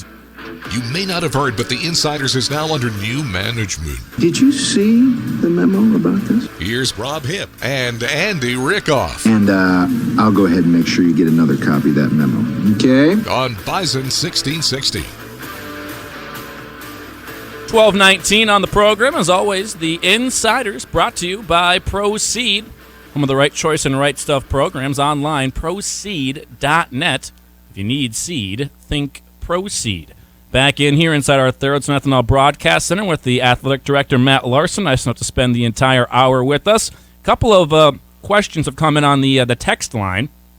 First one has to do with football. From Brian. Appreciate the question, Brian. He says, I got a quick question for Mr. Larsen. Will the tickets for the game at U.S. Bank Stadium be sold through our season tickets or through U.S. Bank Stadium when those are available? Obviously, the game with Eastern Washington this next year, a little ways away, but on the minds of a lot of our fans. Yeah, so no, great question, and hopefully we'll be hearing more from the athletic department here probably in the next couple of weeks about that process, but it'll be very similar to what we did with Target Field, so it will not be included within the season ticket package. We will, though, have some pre-sale opportunities for season ticket holders for some other groups before it goes open to the public. So season ticket holders will get an opportunity to get in there, have first crack at getting tickets before everybody else. So that is something that a season ticket holder will benefit from, but it will be separate from the season ticket package. This kind of leads us into a whole bunch of topics we can talk about. But first off, obviously a game, and it's still a ways away. It's starting next season, though, and that's always on the minds of our fans with the football team. A game down there, obviously you're going to be around a whole bunch of the fan base that's in the cities, a lot of alumni base down there. Anything special planned that you guys are thinking about planning or wanting to plan? Yeah, so still working out some of the details of kind of the festivities a little bit. And so we're probably going to do one of the things that was really successful last time, and this is more of a focus group, but we did a former student-athlete event the night before, which was really successful, all student-athletes, and we had a great turnout, great reception. And so that was something that was really special, so we'll look to do that again. But in terms of general fan base, still looking at potentially doing an event maybe near the stadium Friday night. And then also, because tailgating is limited, similar to if people remember when we were at Target Field, we opened the gates 3 hours before. There was a pregame concert. So we'll have something very similar to that, I think, for Target Field as well. So that way folks can get there early, can enjoy, can mingle with Bison fans and, prior to the game. So a little bit more details will probably come out here in the next couple of months as we hammer out all that kind of final information stuff. But it's going to be a lot of fun. I mean, it's going to be a lot of fun.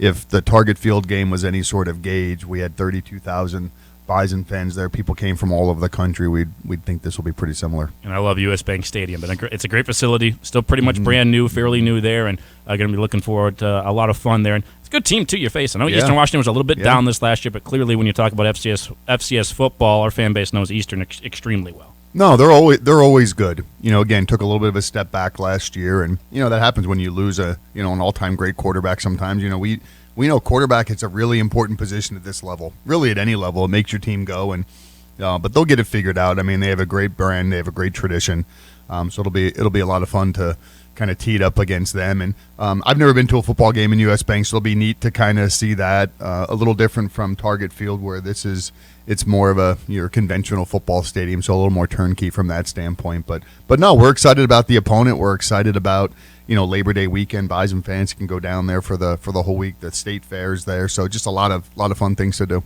Oh, I forgot the state fair going to be going on. Yeah, that's going to make it quite the weekend around that part of the state. Last question then on the football side of things. We're talking about a game and a cool event game basically right there.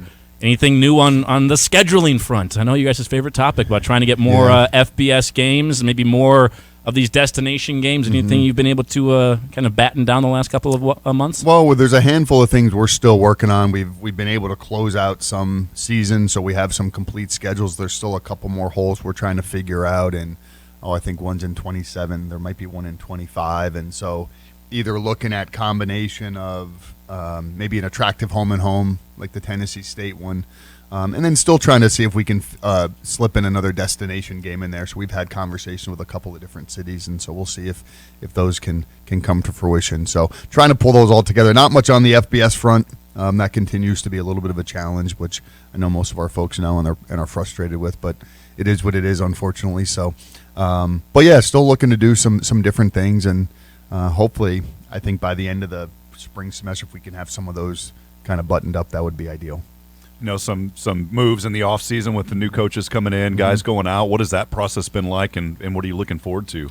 I think it's been really good. I mean, obviously the folks that left did an unbelievable job for us. We're huge contributors over the last, the course of the last 4 years and beyond. And so you always hate to lose good people, but they're all moving on to some really good opportunities, and so happy for them, but excited. Sometimes anytime you bring in some new folks too, there's different perspectives, different ways to look at things, different ideas, different concepts, that kind of stuff. And so I've really enjoyed getting to know Jason Petrino in the last couple of weeks, and I've been traveling a little bit, but just my interaction with him. And it was interesting when I was down in Mexico, one of the teams that was down there was Southern Illinois, and it was interesting talking to, and I know their former head coach of their softball program when I was on the the women's softball committee, but they think the world of Jason Petrino. They said, "Wow, you guys really got a good one." I mean, he's a great person in the department.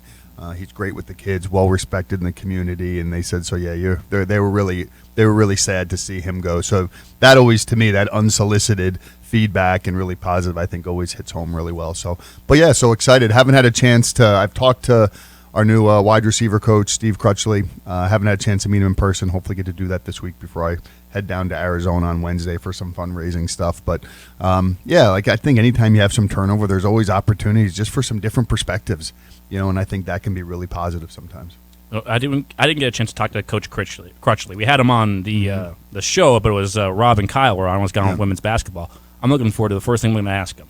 He coached at Southern Illinois when Randy Hedberg was there as well. Yeah. I want some Randy Hedberg stories from Coach Crutchley. That's what I'm looking for. It's amazing. Well, and that's what's great about, I think, this profession, whether it doesn't really matter what the sport is, but I think just college athletics in general, just how small the world is and all the different interactions and how everybody knows everybody, or I know somebody who knows somebody. It's just amazing. Or they've worked together for a stint at some other place and now they're reunited. So that's what's really cool about our profession, because when you work with good people, I always tell folks when they leave, I told Dave Braun when he left, I said, hey, hopefully someday we get a chance to work together again somewhere down the road, and who knows, maybe that happens. But no, those are always really cool, because to see those relationships and then, there's a gap, they go off and do their thing, and to be reunited is pretty neat. But hopefully he has some good dirt on Randy. Yeah, I'm hoping. I'm going to get a couple of stories from back then in those days.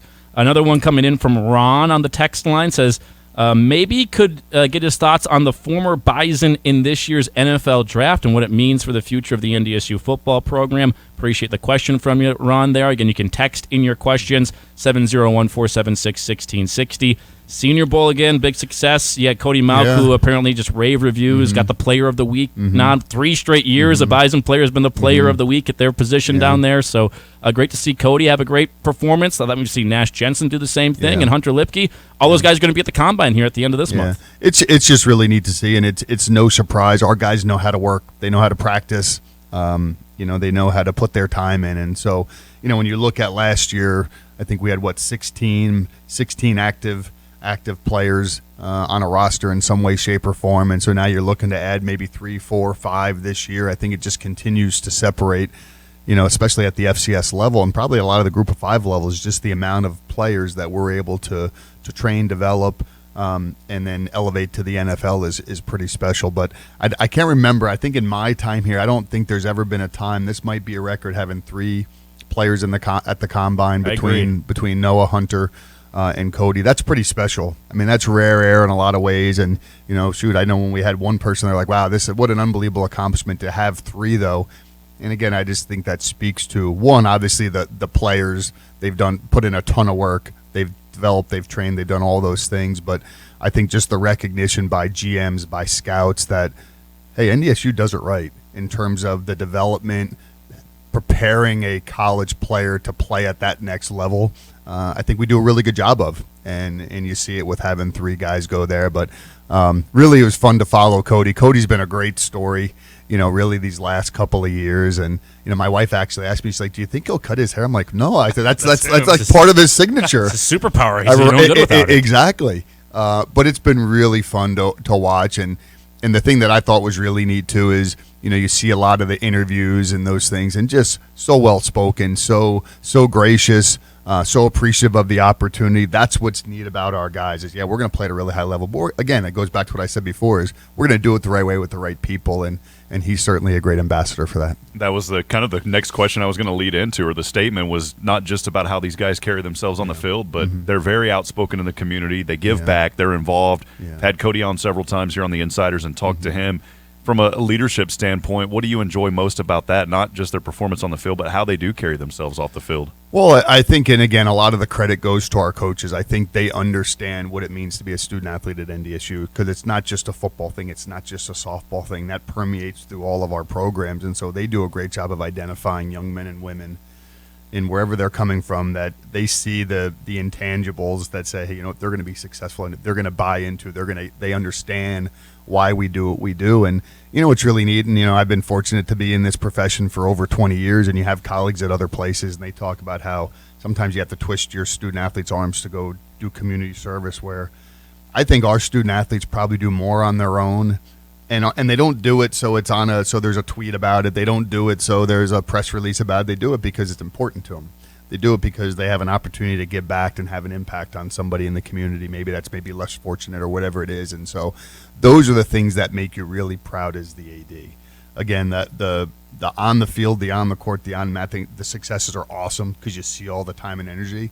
But the fact that we are developing really, really impressive young people here, to me, that's the most important part, because that means when their career's done, they're going to go on and they're going to be really successful in whatever they choose to do, and they're going to have great impacts on their communities and on people around them. And so that's the part to me that makes it that much more special. When you can combine the two and have great success athletically and be great people, shoot, it doesn't get much better than that.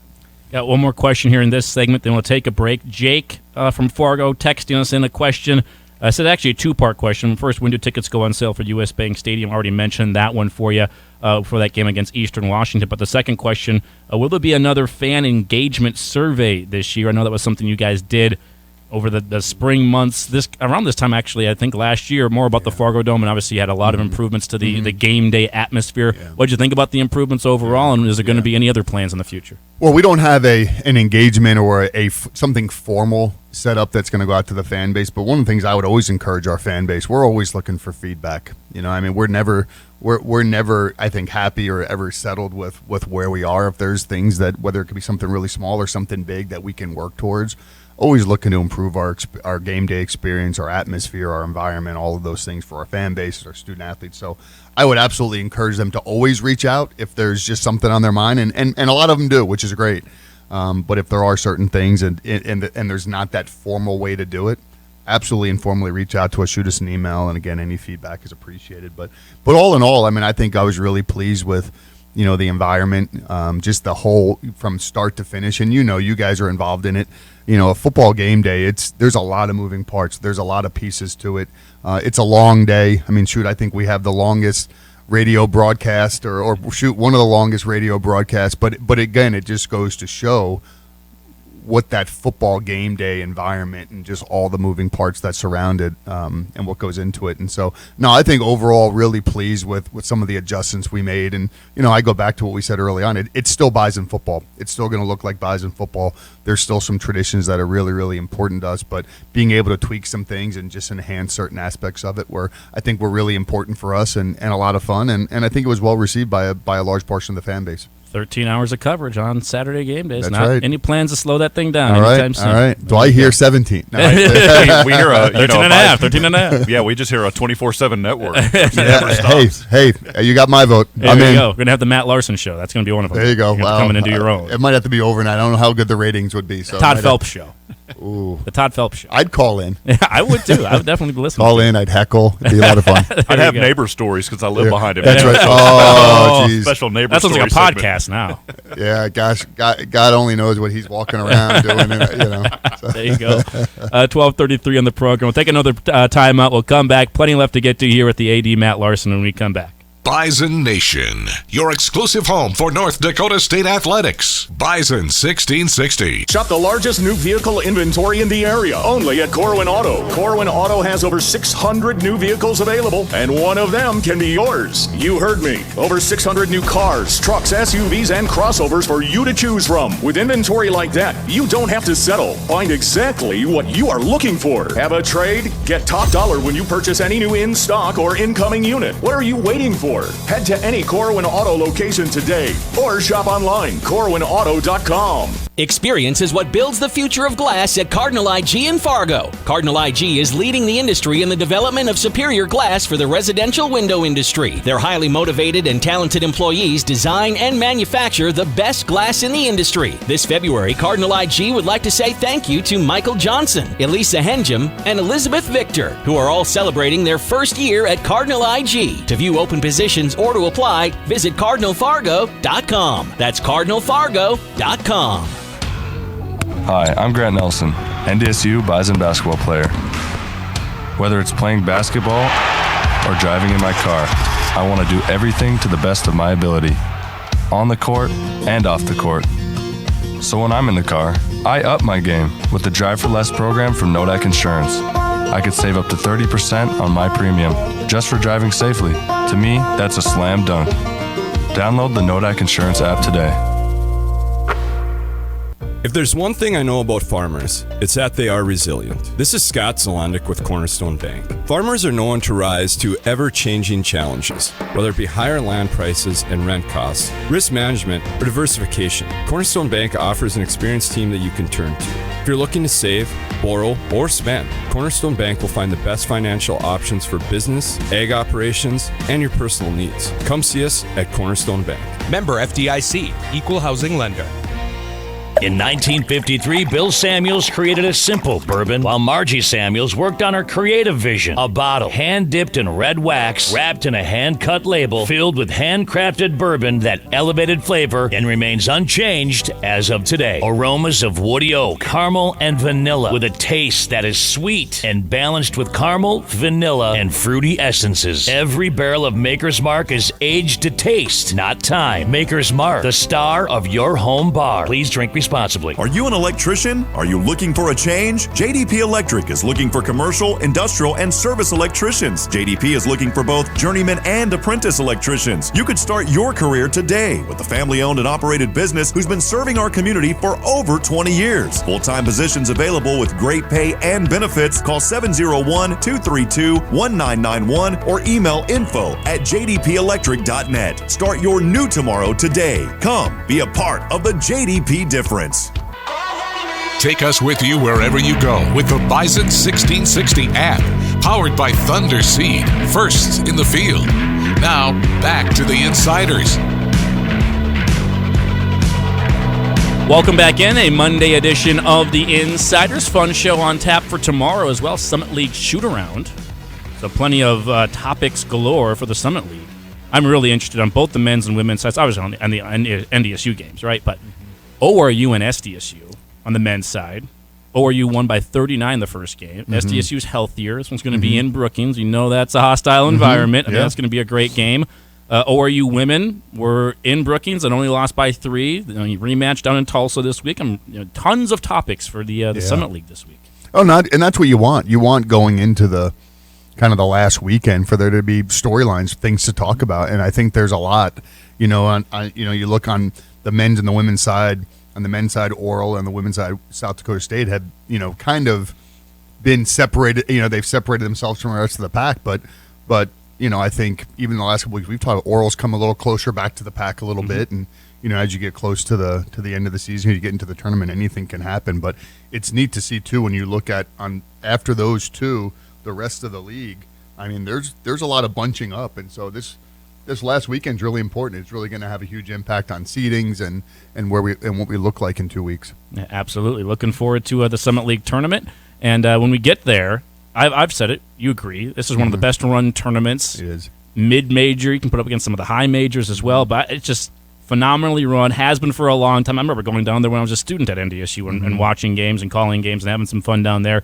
Great tournament, great atmosphere. Fans definitely turn out for it. And this year, the fans, Bison Nation got 2 teams that are probably going to be in the top 3 seed line of this tournament, so plenty of reason for Bison fans to make the trek down to Sioux Falls. It really is. I mean, there's nothing bad that I can think of to say about it. I mean, it's been an unbelievable tournament, great facility, run really well. People come out, they support it, great attendance, really cool atmosphere. And I do like the fact I know a lot of leagues don't have the men's and women's tournament together. We have them together, and so you get an all-session pass. You're going to see some really good basketball.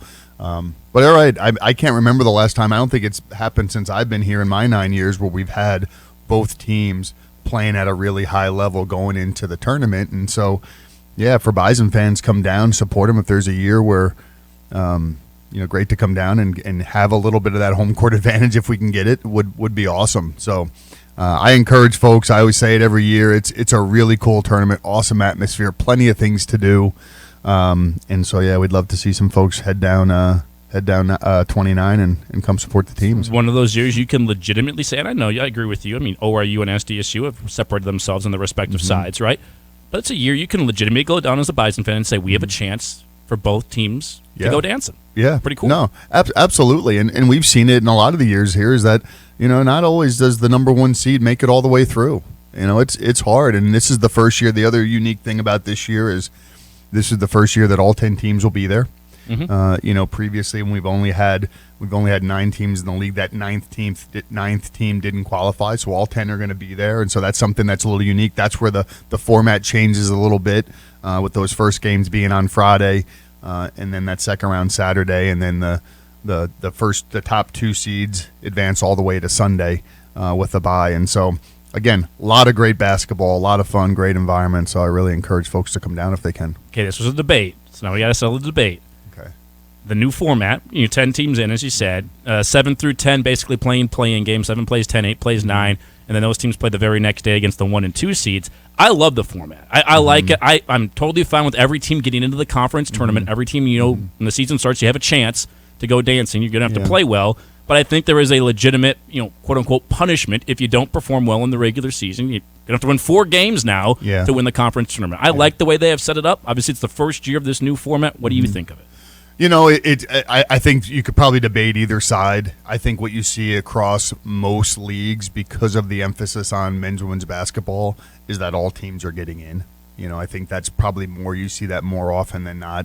I'd say probably the reason why we hadn't in the past was with 9, it's just really funky having the odd number. And so now that we're to 10, it makes a little more sense from a scheduling standpoint. And you do. You want the regular season to matter. I'm always a fan of, the top 2 seeds should be protected. They've earned the right to have a better path to get into the championship game and moving on. So it's neat that when you have more teams down there, it adds to the environment, it adds to the atmosphere. Hopefully that means, hey, that's 2 more teams, fan bases that can come and be a part of it. And so, I kind of like it. Again, this is a fun time of the year, and so hey, if we're down there for another day, to me that's a really good thing. Watching more basketball. I think I like it for the kids having an opportunity. Outside of that, it's a little bit different. I'm kind of the guy that's like, you got to earn it. But I do see both sides of it. I do like it for the student athletes to get to experience that. I mean, they're taking a lot of time, and especially being with men's basketball all season and just seeing how hard these kids grind and they work and putting a lot into it. I mean, it's not just basketball. They've got to do their study halls, and they've got to if you don't pass, you don't play. So I do like it, on the kids' side, for them getting an opportunity to be out there and to play. Yeah, and I think that's been one of the arguments against having all. And you mentioned it there, against having all the teams is, the 9th and 10th team might have 5 wins. Does that really deserve to get into a championship tournament, so to speak? And again, I think it goes back to just the focus and emphasis on basketball across the country. It's really the one sport that every single Division I institution sponsors on both the men's and women's side, and so there's just a little different emphasis and focus on that. So hey, if that means that's 2 more teams, I'm okay with it. Well, and if anybody knows better, I mean, it's you. You're on selection committee, so you understand the process and the work that it goes into putting teams into certain areas, as being part of committees like that. Yeah, no, and that's what's fun, and that's why we're looking at a lot of things now. I was in Indianapolis a couple weeks ago for FCS committee meetings, and we talked a lot about things that came out of the transformation committee, how that's going to impact championships, from a seeding, from expansion, all of those things. And my biggest thing is, and some of the things we've talked about, criticisms of FCS championships or even some other NCAA championships, because some of the regionalization is, and I think we've seen it more, we've experienced it here as the number 1 seed. You're supposed to have the easiest path to the championship. You've earned it. You deserve that right, and that always isn't the case the way the championships are constructed right now. So yeah, I think the more you can have, and you can reward the teams that have had success during the year, and that's what we're doing in the Summer League. I think that's good.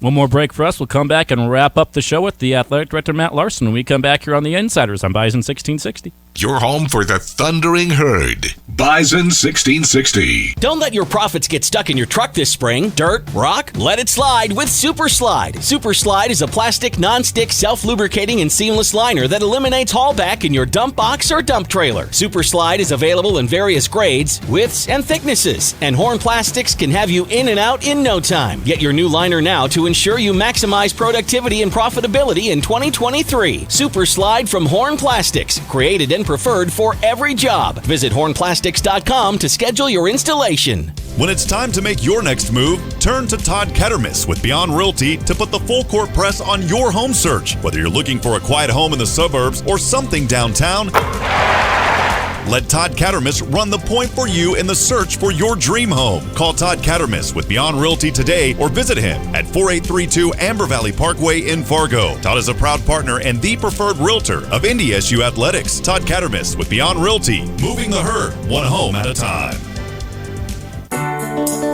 Did you hear the largest new vehicle inventory in the area is at Corwin Auto? Brant, that's pretty impressive. It sure is. When we're talking about the largest new inventory, I'm not exaggerating. 600 new vehicles, new cars, new trucks, SUVs, crossovers. All of them are available and one could be yours today. You heard Brant correctly. Over 600 new cars, trucks, SUVs, and crossovers for you to choose from. And what I love about that is that people can be super picky when it comes to finding exactly what they want. Then you don't have to settle for less. You can find more with the bigger inventory. Yep, that's right. And if you have a trade, you'll get top dollar when you purchase any new stock or incoming unit. So you can drive into our lot with a vehicle you aren't in love with and fall in love with something you feel proud and safe to drive to. Well, I don't see why somebody would wait to get over to Corwin Auto. Head to any Corwin Auto location today or shop online and see the huge selection for yourself at corwinauto.com. Since Nodak Insurance Company started, we've gone from paying by mail to paying online. Your proof of insurance in the glove box has changed to a quick tap to our online app. And as new technologies make farming more efficient, our coverage ensures you're always protected. The way we live and work has changed, but our values, service, and commitment have remained the same. Nodak is constantly evolving to meet your insurance needs and deliver answers where and when you need them most. Nodak Insurance Company. Agents with answers. Hi, I'm Madison, and a doctor of physical therapy and bride-to-be, and I've got some important news to share with all of my fellow brides-to-be. The eGym at Apex is the best way I found to get into shape for the big day. It's a quick 22-minute weight training workout that I've started, and in just 2 months, my body fat percentage has dropped and my muscle mass is up. Follow my journey on our eGym at Apex page on Instagram and Facebook, or give us a call at 701-639-0808. The place you go for all your Bison news first. You've got the insiders right here on Bison 1660.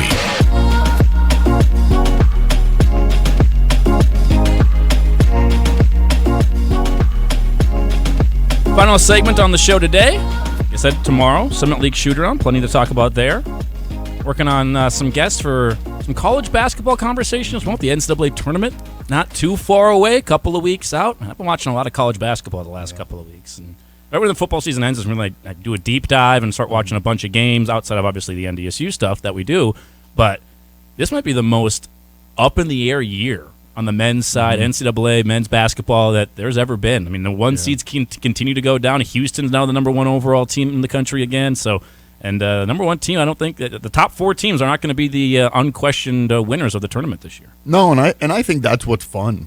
You know, when you go into when you go into a tournament, and not to say anybody can win it, but there's a lot of teams that have a shot of making a run, and it's neat to see this year too. There are some, I guess I would say, some of your unconventional teams, you know, in kind of that top 16, top 20 or so, top 25, and that's neat to see too. You know, I think I actually saw a tweet the other day that UNC, and you never want to be on these kinds, but where UNC started out as preseason number one and may not make the tournament. Yeah, you know, Duke's and so not ranked. Kentucky's so it's iffy. So it's crazy. I mean, you're some of these blue bloods who've had some change in head coaches, and so I know sometimes people say, you know, anybody could coach there. Well, no, that's not always the case. You know, they're good for a reason, and so. But that's what's always fun about this time of year. I know you're right. I've started watching probably more college basketball in the last couple of weeks. As you start to get a little closer, you want to start to take a look at some teams, especially ones that are either going to be on the bubble or going to be in there and maybe have a chance to make a run. So, no, always a great time of year and a lot of fun. I think we'll end it with your favorite subjects to talk about, and that Awesome. includes what you brought up a little bit in that last segment, the transformational committee and things that have come out from that over the last few months. But you know, first off, the transfer portal and things that have moved along there. Obviously, it's got a little bit of that wild, wild west feel to it. I know there's been some more recommendations, some more parameters kind of put on it. Still fairly young in the infancy of the transfer portal and this free time one-time transfer rule and everything. But what have you heard? What changes could be coming there, if any? Well, I mean, I think the biggest change we saw this year, which I think has helped a little bit, it's probably still not perfect, but I think just having these windows versus, any day during the year. Previously, you could enter, and it didn't matter at what time of year. And so I think having some parameters now, having some windows when student-athletes can enter, when the window closes, all of those things, I think has helped a little bit. It's helped coaches kind of know who's on their roster moving forward. But it's still so early, as you mentioned. I think there's still a lot of things that happen. I'm always interested, really, at the end of the process to see how many, what's the data show you? How many student athletes went in by sport? How many ended up moving on to another place? How many scholarships people went in and then didn't end up with a scholarship? Because to me, those are the things that are really important for us. Because I think there's still a fair amount of student athletes out there that don't understand the process, don't understand. You're not guaranteed, just because you go in doesn't mean you're guaranteed anything. And so I think that's going to start to play itself out here in the next couple of years. Again, transferring is never going to go away. It's always been a thing. And so I don't anticipate that'll ever happen. But I think it will slow down, especially as you start to get more data. You start to have better metrics of the success rate of student athletes now that have moved and some of those things. I think that'll help. But for right now, it's kind of is what it is, and we got to just deal with it. Think anything changes the further we get away from COVID? It's meant there's a log jam a little bit when you have the extra year of eligibility, especially for basketball, football, really all sports in general. Think that changes a little bit the further you get away from that? Yeah, I think so. I mean, we've talked about that a little bit. I think while you're seeing a fair amount more of grad transfers, you're seeing student athletes transferring maybe that have been at an institution for 3 or 4 years. They're transferring with 2 years left. Well, a lot of that's due to COVID. You have that extra year, and so I think once that kind of makes its way out of our system, and I think we're about another a year and a half, 2 years away from that being the case. I think things will settle more. Because I think what you see, too, is, and I'll use NDSU as an example, typically at NDSU, if we use the football team, very few true freshmen are going to come in and play right away. Maybe if you're really exceptional as a sophomore, you might start getting in on some special teams and those things. But really, it's until your junior year where you're really going to start to get that, a lot of playing time and, starting whatever it might be. Well, after that, you have 1 year left. Really hard to transfer someplace with 1 year left, and that's what COVID has provided. Student athletes that have been in a place, have played for 3 years, still have 2 years left, and so the opportunity to go and try something else. So I think once COVID has made its way through the system, there'll also be more high school students into the system as well. That's been a challenge for a lot of high school kids, because you're seeing a lot of people are basically recruiting off the transfer portal versus recruiting off of out of the high schools. Where they already have somebody who's somewhat developed, as a freshman or sophomore in college.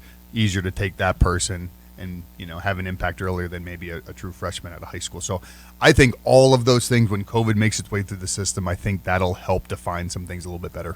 The other big storyline we always talk about when we have the AD in is conference realignment. It's kind of slowed down. Haven't really had a lot of news on that, just basically rumors over the last couple of months. But there's always that thought of what is at that next level for a lot of our fan base out there. I know there's not going to be anything new here, anything shocking, but what have you heard on that standpoint, and are you continuing to look at those options to move up if it's available? Yeah. I think the biggest linchpin right now, I think for that everybody's kind of waiting and seeing, a lot of it's tied to the Pac-12 and their media rights discussions, and are they going to be able to get close to matching on a per institution basis what the Big 12 has done, from a media rights standpoint, or is it going to take them having to add maybe a couple of schools here in the next 2, 3, 4 months or whatever to get the full value of what that could be, and then what trickle down effect does that have? Or if they aren't able to match those numbers that the Big 12 is, does that make them susceptible for those teams maybe leaving?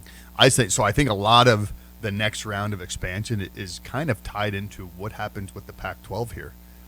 From a media rights standpoint, from an expansion, from a contraction, that kind of stuff, to really then see how that's going to affect other leagues, FCS, FBS, whatever it might be. So I think a lot of eyes are on the Pac-12 right now as they try to go through their media rights discussions. We are getting to the time of the year where the last couple of times when there's big, obviously USC, UCLA, Texas, Oklahoma. This was around. We're getting close to the time when those things started to happen. It was right when no news, all of a sudden, boom, shocking thing happens, and it's hard to stay prepared for those things and stay on the forefront. How do you guys go about that and staying prepared for anything that could happen? Because you really don't know. I've said it before. You could mention 1,000 different outcomes, and you could be right on any one of them. Yeah, no, I think how you stay prepared is I think philosophically we've always tried to do. You're always trying to get better.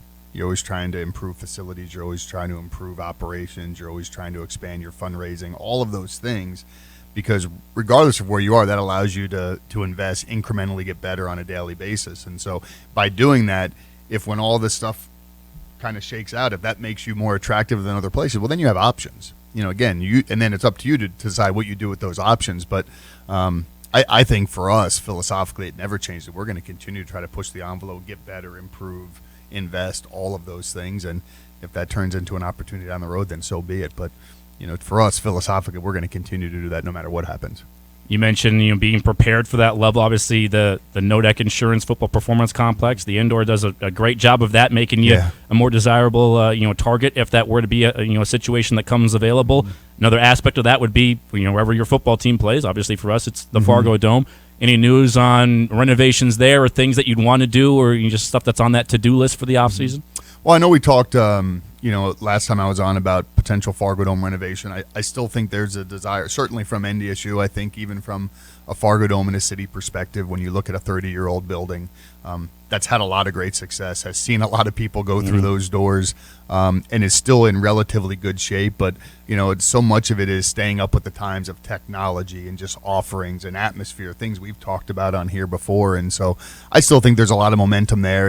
I think it's a matter of when more than if, from a renovation standpoint. But it's certainly something that NDSU athletics supports in a great way. And if there's anything we can do to help kind of move that forward, that's something that's really important to us. Last couple of minutes we have you here. I wanted to bring up one thing. I want to make sure I mention this. We had her on a couple of weeks ago. I had her on the program.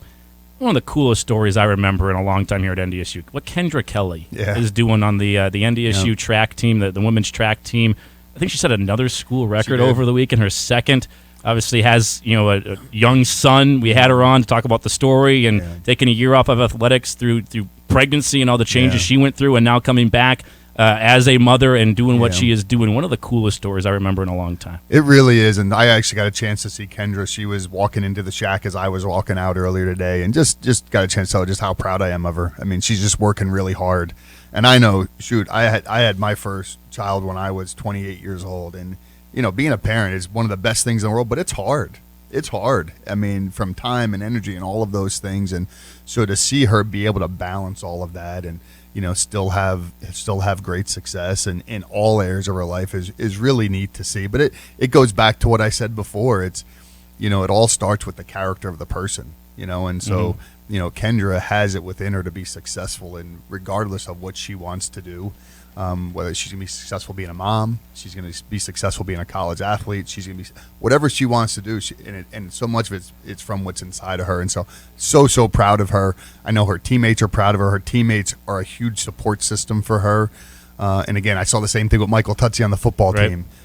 He's got to go somewhere. Dawson Weber's babysitting. Jaden Price's baby. To me, that's what Bison family is all about, and so really, really special to see. Stevie Keller just taking care of Braden. Yep, it was awesome. Cool. And Braden's mom, pretty darn fast there on the track. Kendra Kelly. Yes, she is. And she is. Braden, I don't know what class it is. I can't do the math quickly, but future Bison maybe. They already won a race, I've been told. Hey, I would love to see it. Yep. I would love to see it. We've had a lot of generational Bison over the years, and so hey, if that's another one, we'd be more than happy to have them.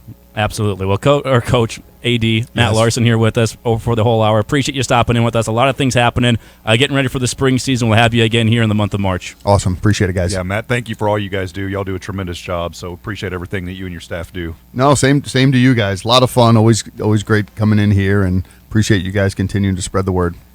We will have the coaches on tonight. Bison Basketball radio shows tonight from 6 to 7 and 7 to 7:30 for the men's and women's Bison Basketball radio shows. That does it for us today. Back here in the Theraldson Ethanol Broadcast Center for you tomorrow on The Insiders.